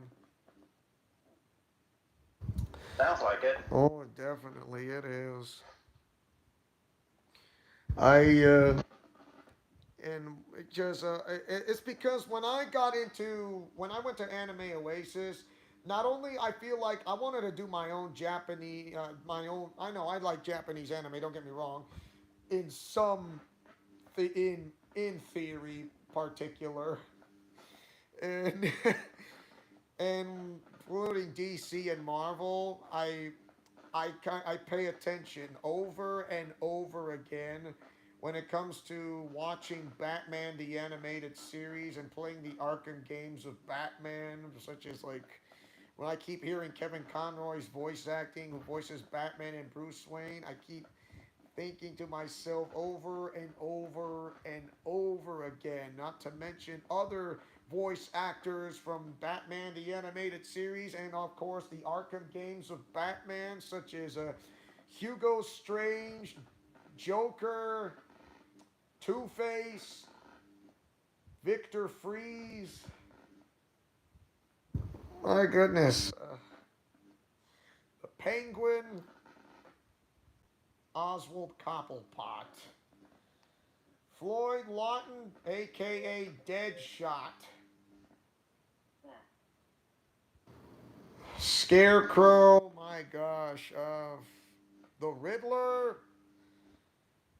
Uh, I Bane, Bane, which I know who his real name is because nobody knows who his real name is, but I do because I paid attention. If you watch the movie Batman and Robin, which is possibly a part of one of Schumacher's films, I think. Uh, and then and like I pay attention of watching such as Legend of Zelda, the original, of course. I hear voice acting from Link and Zelda, and then I hear the voice acting. Oh my gosh, Cam Clark, who voices the male character Corrin, not Marcine Lenz Pope, who voices the female Corrin of Fire Emblem Fates Birthright. So yeah, so I know who Marcine Lenz Pope is. Great voice actress, by the way. She's also from Halo Reach. Nice. It's also from Fire Emblem Heroes. And yeah, Cam Clark. Yeah, he does Japanese anime. He's also from not only he's from Fire Emblem Fates, Birthright, and Conquest. He's also from the original Teenage Mutant Ninja Turtles of the 80s and 90s. That was where my first mind went to. When I heard Ken Clark, I thought of Leonardo. He's the original voice actor of Leonardo. He's also from Bravely Second, the game Bravely Second from Square Enix. I've heard of Bravely Second. I have not played it. He's also from Marvel Ultimate Alliance, who voices Thor. Nice. Yeah, that's him. If you use voice acting, he's there. He's also from Scooby Doo on Zombie Island. Nice. He's also from Monster High, one of the movies or the TV show series Monster High. Nice. Like I said, I pay attention when it comes to his voice acting. I do believe whenever I think Ken Clark did a voice for, I believe it was one of the Metal Gear Solid games, I believe. Ken Clark, he did a voice.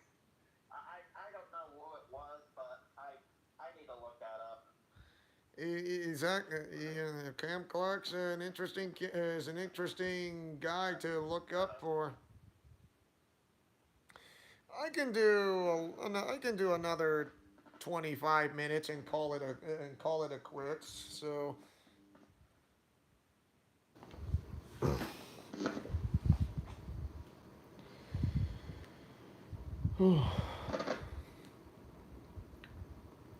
I'm gonna go get water. I promise. I'll be right back. Alright, take your time.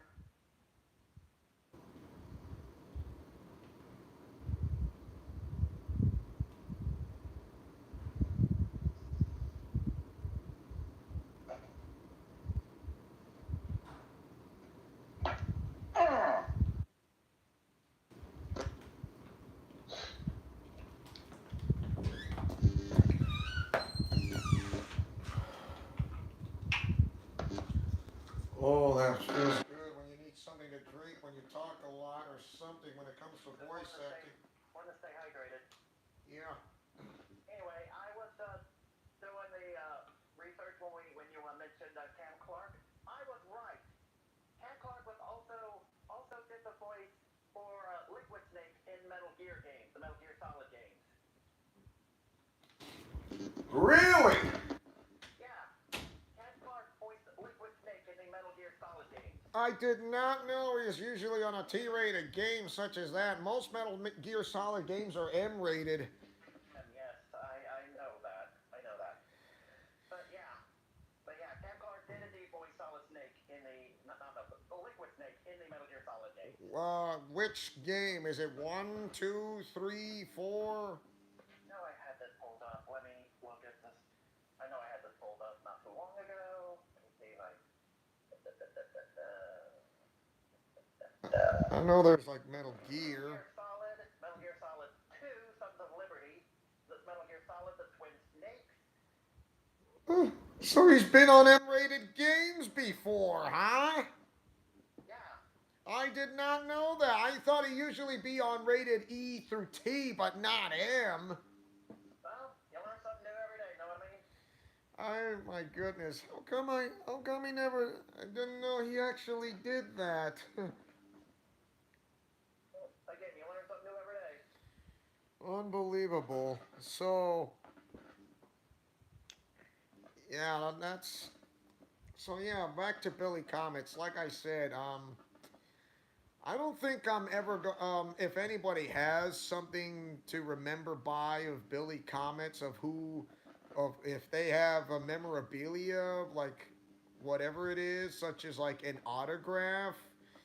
I don't think I don't think nothing's gonna be taken away from what. Might need to hold on to that. Hold Yeah, on to it. it might be worth something. It might That be. might be something.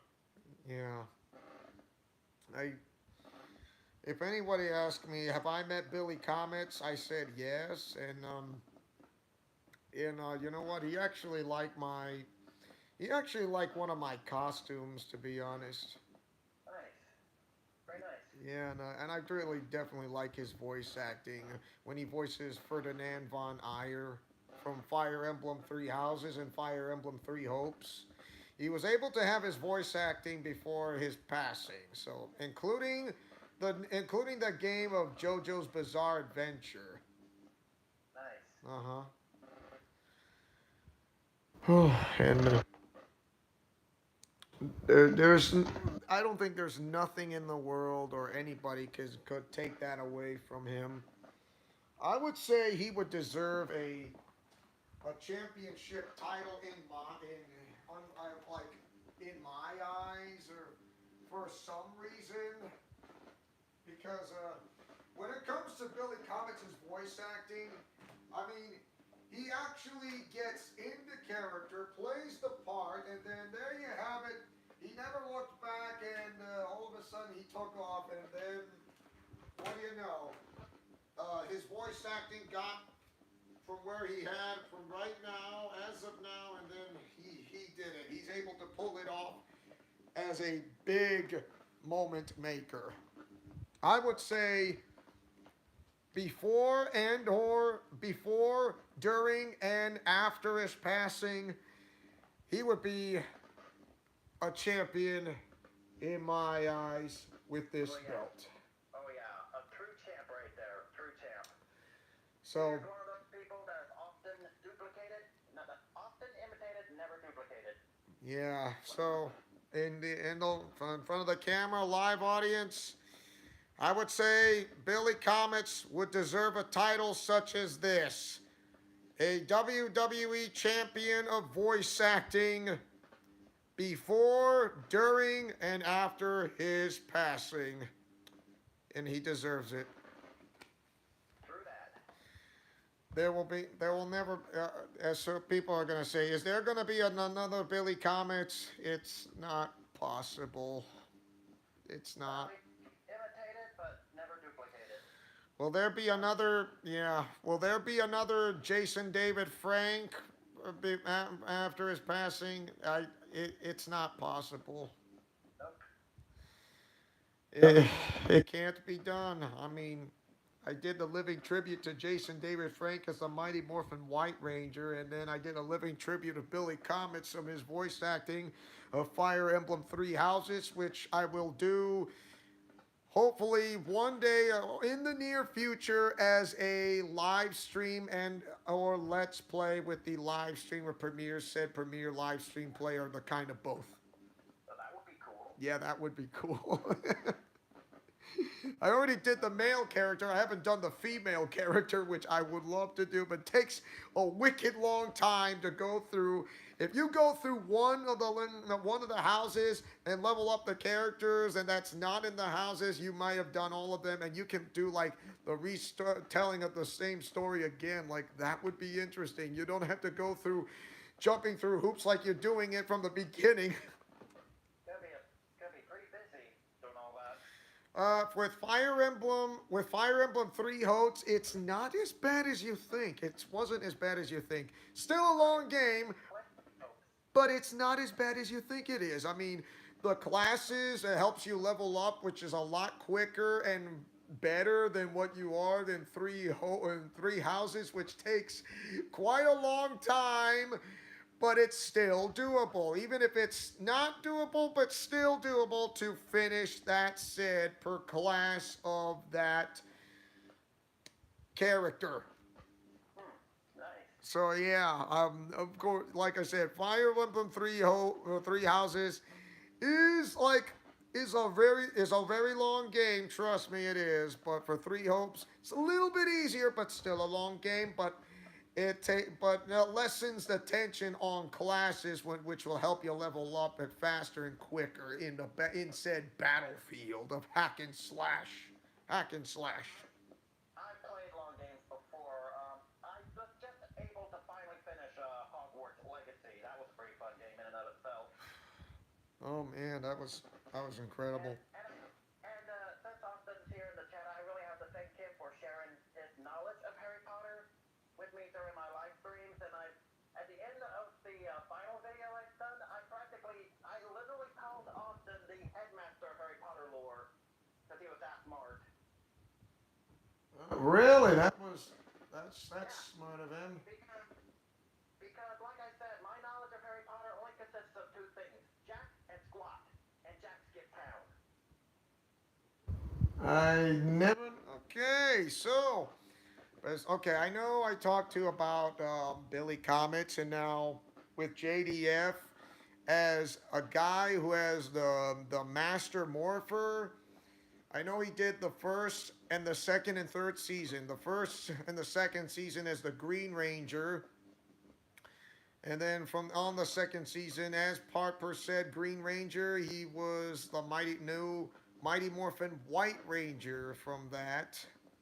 And he became the leader of the Mighty Morphin Power Rangers over that from Jason Scott Lee. And now all of a sudden there's three actors going on, and then I don't want to get too much information, but I'm going to only sum it up. Mighty Morphin White Ranger, and then you have Power Ranger Zero, or Zeo, Zeo, Zeo Ranger 5 Red, and then he became the Red Turbo Ranger of Power Rangers Turbo as like a part of the show. And then he came back into the Disney era of Power Rangers Dino Thunder as the Black Dino Ranger. Black Dino Ranger. Dino Fury. I said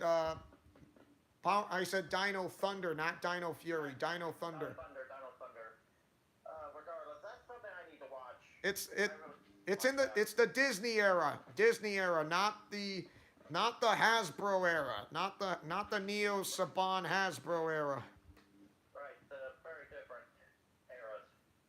So yeah. So we ended like there was the Fox era from the Mighty Morphin Power Rangers, or the Saban era of the Mighty Morphin Power Rangers, all the way to Wild Force. All the way to Wild Force. Nice. All the way to Wild Force. And then you have, well, Jason David Frank came back, but it was not Ninja Storm. He came back in Dino Thunder. Dino Thunder. Okay.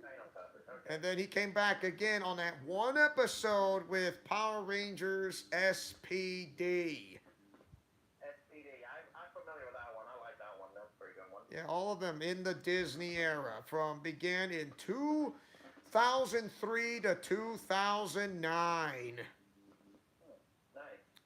And then all of a sudden, nothing else happened somewhere in 2010. And then you have the Neo Saban era for Power Rangers Samurai and Super Samurai. Then Power Rangers Mega Force and Super Mega Force with that one episode where Jason David Frank came back in that final episode of Super Mega Force. And then you have Power Rangers Dino Charge and Super Dino Charge. Then there was Power Rangers Ninja Steel and Super Ninja Steel.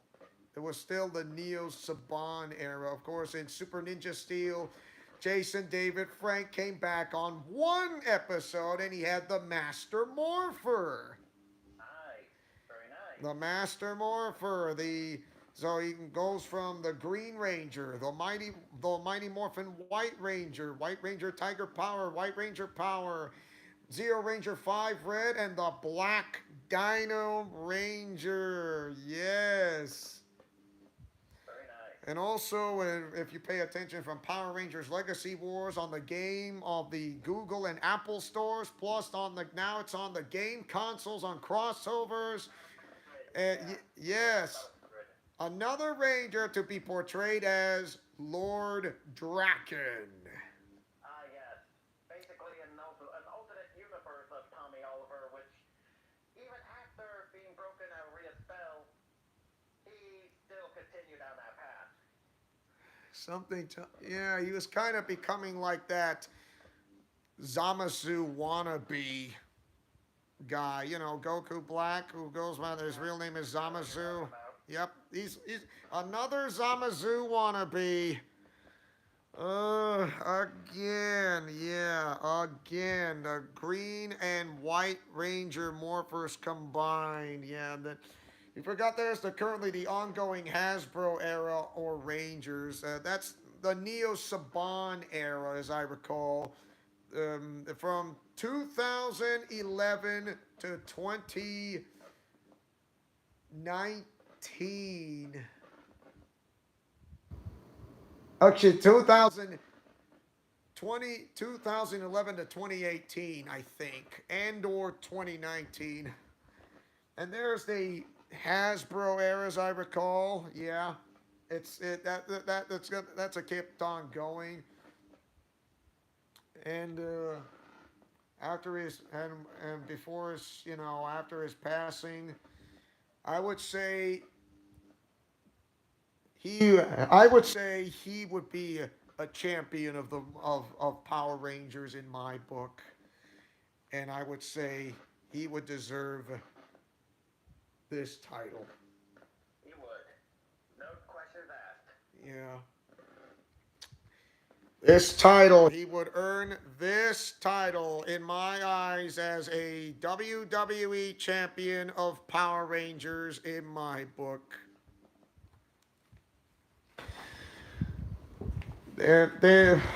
Will there be another Jason David Frank? It's not possible. It can't be. Often imitated, never duplicated. Correct. It can't be done. Like Big Cammy said, often imitated but never duplicated, especially when it comes to voice acting. So there you have it. When I'm sad that Neo Anime Oasis may be on its last legs of its final journey, and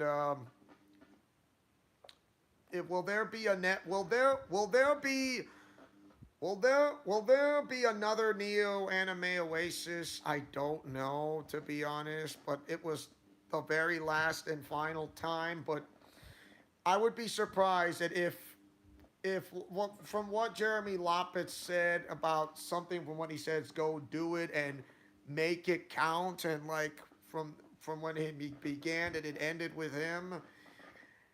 I would say, yeah, Neo Anime Oasis may be the end.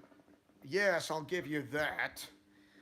But to be honest, when there is an end, there's always a new beginning.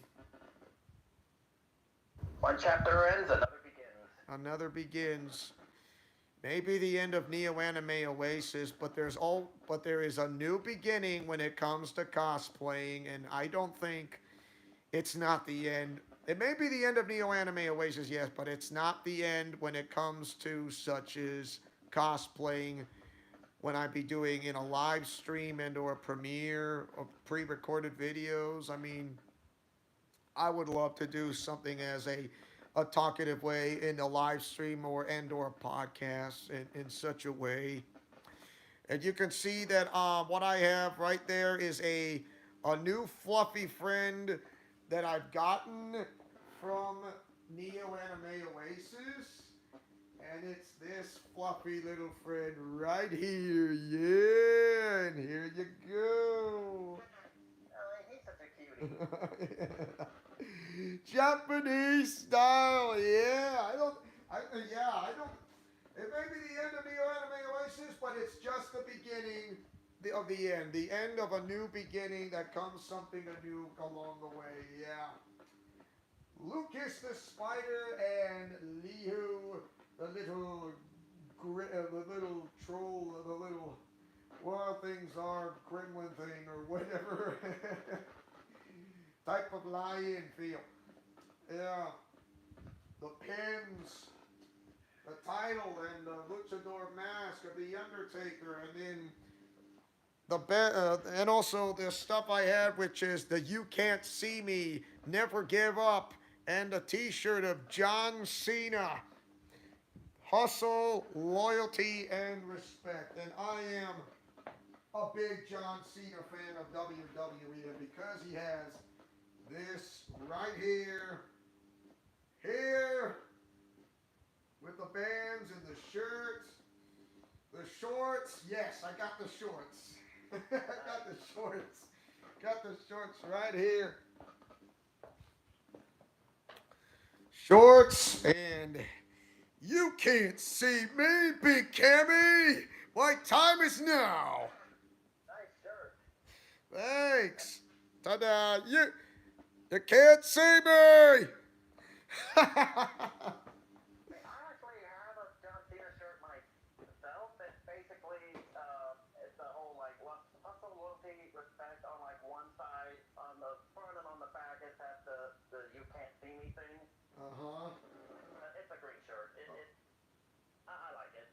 You know, I thought I would like to bring into WWE into anime conventions, and I was the only guy in Idaho. Perhaps, who knows? I don't know, but if anyone can correct me if I'm wrong, which I have been wrong before. I was the only guy who can dress up in cosplay in WWE character of superstars into set per se. The Halo helmet of the Master Chief, the Undertaker dress up cosplay, Spider-Man costumes, the Mighty Morphin White Ranger, all this and that. I don't think none of this would be possible for me. Nothing. It's all clear in the making of from what is worth. Um, and I'm really happy. And I'm the journey from going from 2016 to 2023. If it weren't for Anime Oasis, I would not be here, especially as a YouTuber. I mean, it's all because I watched Glitter Force, and that was it, including Project Diva Vocaloid. That really got me inspired to go back into Japanese anime in some of the stuff I love watching that I really enjoyed. Glitter Force, I would say that is like one of the best shows I really like. I really do, and I don't think I'm never getting old watching that, including Glitter Force Doki Doki. And that is when I start paying attention of the magical girl genre of Glitter Force, the Japanese version, pre-cure and or pretty cure. That's where you see characters from the comic strip visual novel thumbnails. Like, where do these characters come from? Simple. Look up at the name Precure and or Pretty Cure with the names that you can tell. And Shadow Glitter Lucky goes by the name of Dark Glitter Dream or Shadow Glitter Dream, which is from Precure 5 A Go Go, which is the name of a movie. And there's a Glitter Lucky, which is Happy Precure. And there is a Cure, who goes by the name of Cure Lucky. And there is Cure Peach. Like, who is that? Is that Princess Peach? No, Cure Peach. She's from Fresh Pretty Cure.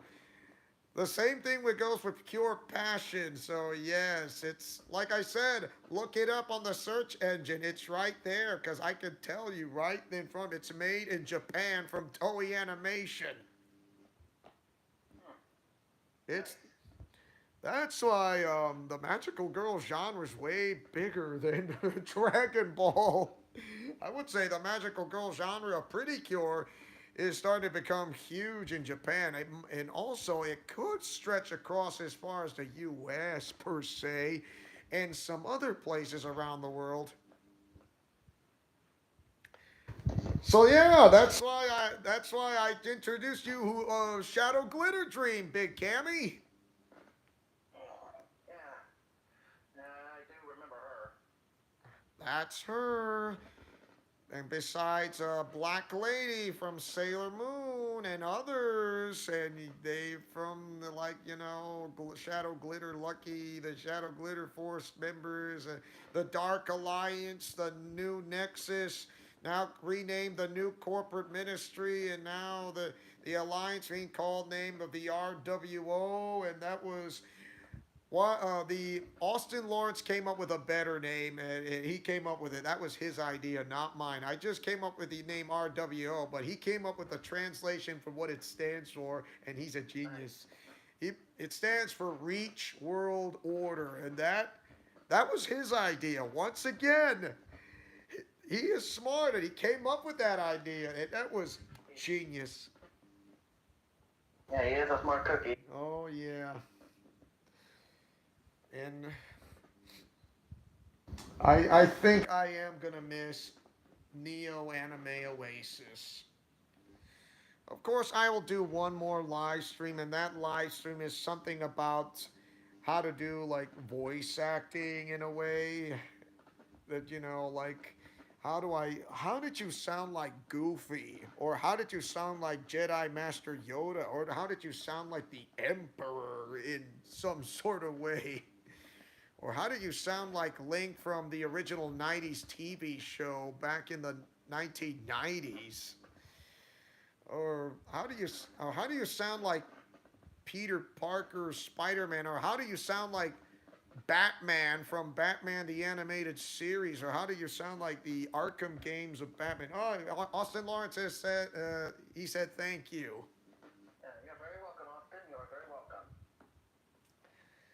And yeah, I'm gonna do one more live stream in next week. I promise you that. I know you're not available from Monday through Friday, but I will bring back with Austin Lawrence is what you're thinking. So yeah. But having you as my special guest on the weekend, I mean, seeing you is worthwhile to meet you, to be honest. It's an honor and a privilege to be a special guest here. Oh man, you have no idea. I mean, like I said, you have no idea how much I wanted to meet you. I mean, when it comes to, I do my own method voice acting. I try to mimic, and what I That's do, about it, too. yeah, I try to mimic. I try to imitate. Like you said, imitate it but never duplicate it, right? True that. Of course, I mean, it's like, how could you sound like Kevin Conroy? I mean, it's not possible, dude. You can't do that. Of course, I mean, I know, but I pay attention, and when practice makes perfect, I kind of like get myself into characters. Like, I have to think and act and try to sound like what I need to know for how did Kevin Conroy be able to pull off, and like, he goes from that deep, raspy, growling voice in a way, and then he and then he's able to pull it off, and the rest is history.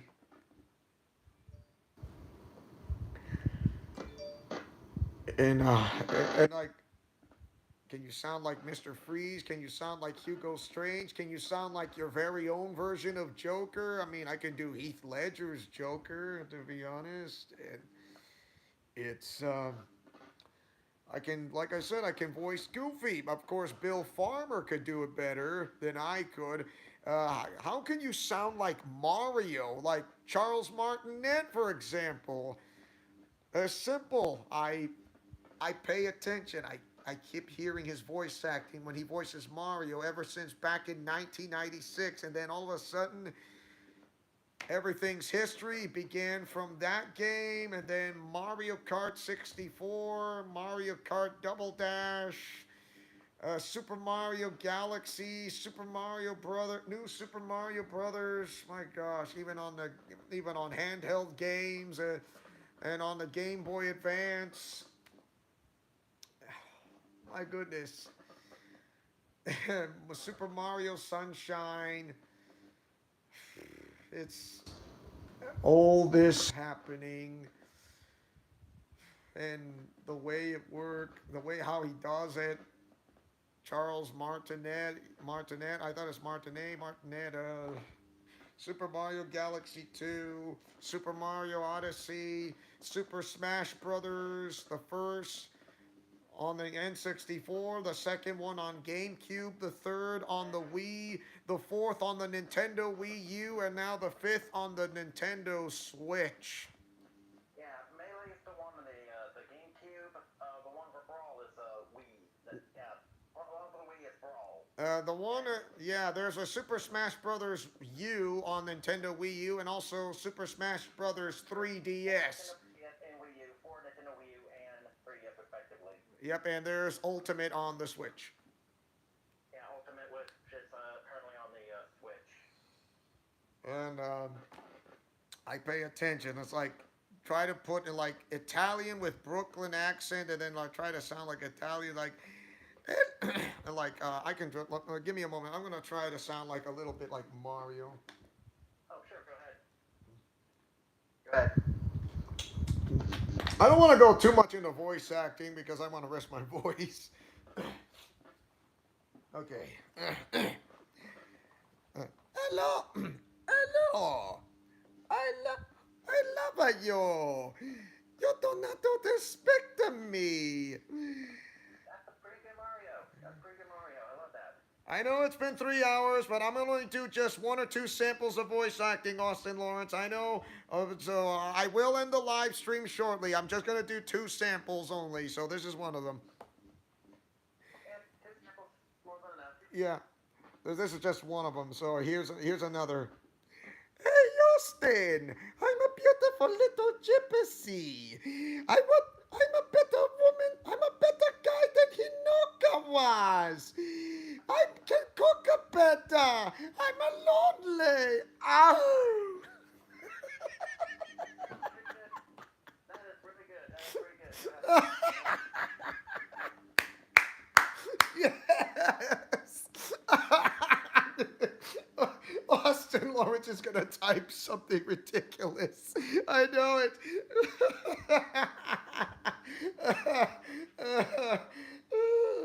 Oh.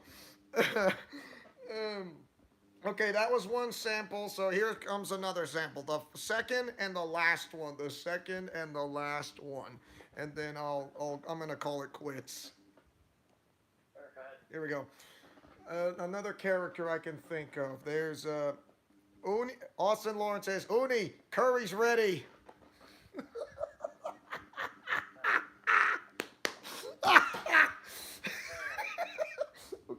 Okay. I got this. Easy one. This one's an easy one for me, and I'm certain Austin Lawrence knows this. Okay, here we go. Bane from the Dark Knight trilogy, of course. That could sound like, with Sean Connery and that one with the Scottish accent. Okay. Hey, hello there. I'm Bane.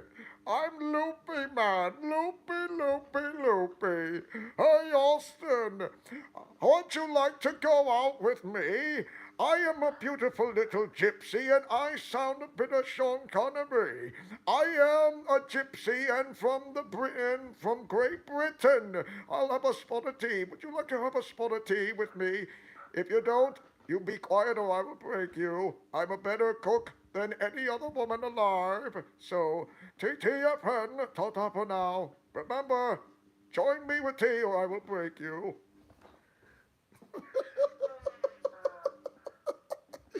That is pretty good.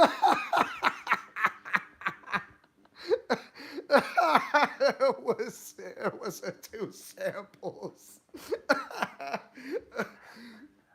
If you wanted to have tea, I chat up with Vert. This is Austin.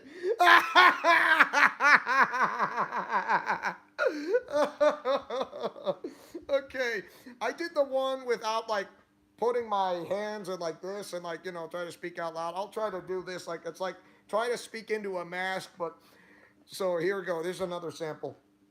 Okay. Hello there, losers. I am Bane. If you don't know me, I would love to join you for a spot of tea. I'm Loopy Man. Loopy. I know every thought and voice. I was born and molded in the dark, molded by it because I'm not blind. If I was blind, I would be a blinded man, but you don't know me if I'm blind. But please, I'm a better cook. Just have a spot of tea with me or I will break you. Love you.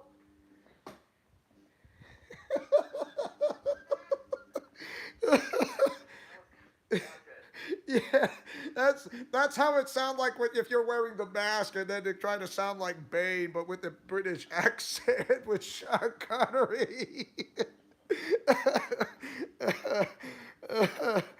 Oh, oh my goodness, yeah. Once again, thank you so much for being as my special guest, Big Cammy, and I really did enjoy it. So there, Well, I will be. I'm here as well. Yeah, I will be doing a live stream next week, so it'll be one more live stream of the best of Neo Anime Oasis. Only this time it's going to be voice acting in some way or something that I would love to show, which I haven't shown everything just yet of what I got from Neo Anime Oasis and whatnot, so and so forth. But it will happen. Oh, and by the way, before I end the live stream, I am going to mark you as a moderator, and if I can, that's gonna happen. So, yes, because I need a moderator in a sort of way because I'm gonna go to Texas on leaving to Texas on August Go 21st. to Texas for a while. Yeah. Let's see.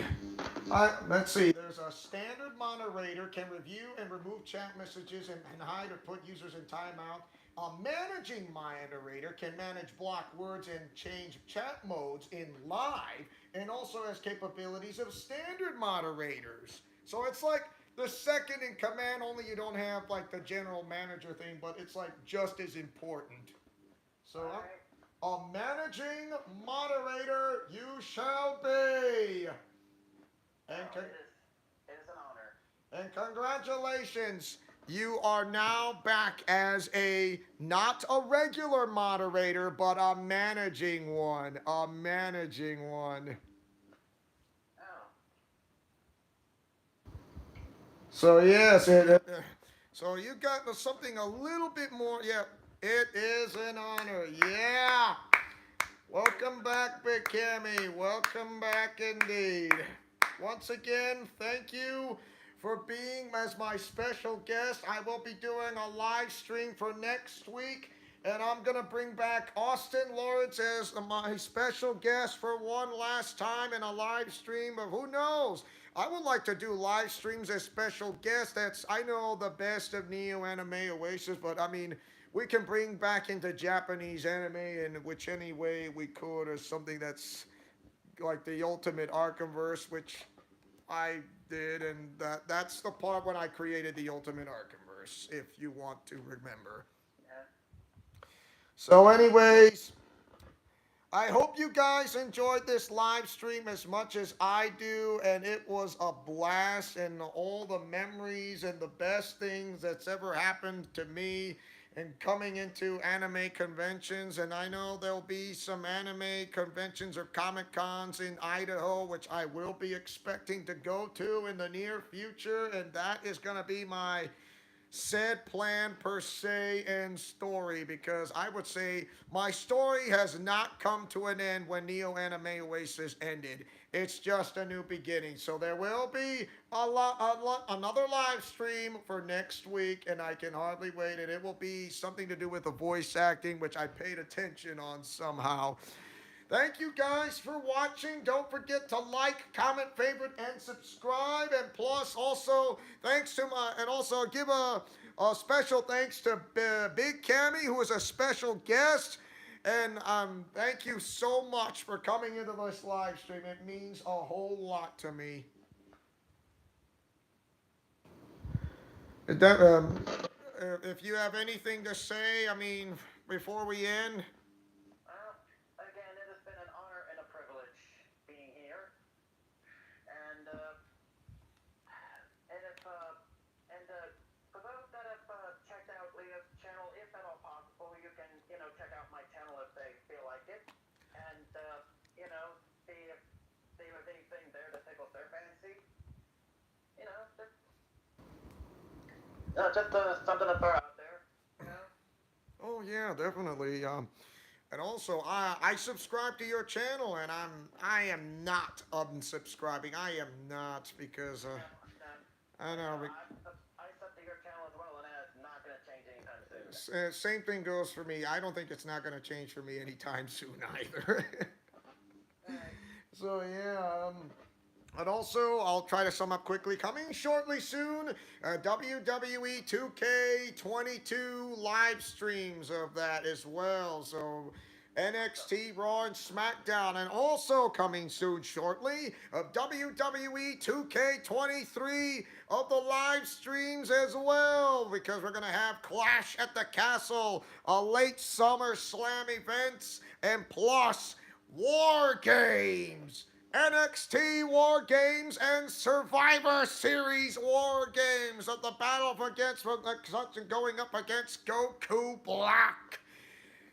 And there will be, and plus there will be a heavy stipulation, and I know I'm going to spoil it for just once. The spoiler is this: the stipulation is as follows. If any allied members lose one match along the way of NXT War Games and Survivor Series War Games, all members will have to go total surrender, and the match is over, as in the live stream is over. Ouch. Yeah, that is a heavy stipulation. You win, you continue on. Lose any one match along the way, it's over. No continuation. Yeah, that's a huge, and that is where a part of the Ultimate Arkhamverse and a part of my main character's storyline, along with Jonathan's, is going to come up, which is my main character of Jonathan, who goes by the name of Isaac. His real name is Jonathan. Everyone's going to play a crucial key roles, and that will include with the likes of John Cena and The Undertaker. So, yeah, that will be interesting, especially when it comes to characters from Ari Furedo, such as that and all this. So, as your main owner and founder of this entire channel, who likes to take chances, making mistakes, and getting messy, who likes peanut butter and chocolate and or breakfast for dinner, Godspeed, play safe, and shalom. Just remember to fight with honor, love, truth, and justice. This live stream is going to be archived, and I will definitely post it up on the Alliance community board, plus Neo Anime Oasis pictures on the said Alliance community board, and you will see it. Definitely will see it, trust me, and you will hopefully for those who like to remain anonymous, which is fine, just remain anonymous in any way. See you guys next time in the live stream, and or should I see you in the next premiere recorded video of WWE 2K22 of the My Rise storyline and Agent 007 GoldenEye, plus new Let's Play in the near future, Tron Evolution. There you have it. Friendship is magic for everyone. Thank you guys so much. Have a wonderful rest of your day and or night, and it means a lot to me. Thank you so much. And also, congratulations, Big Cammy. You will become a moderator again, and you will be in my place to be in charge as second in command with Austin while I'm gone to Texas. Yeah, but still, I know you'll have some time to think about, so thank you guys. Thank you guys so much. Have a wonderful rest of your day and night and the end of the live stream. Thank you so much. See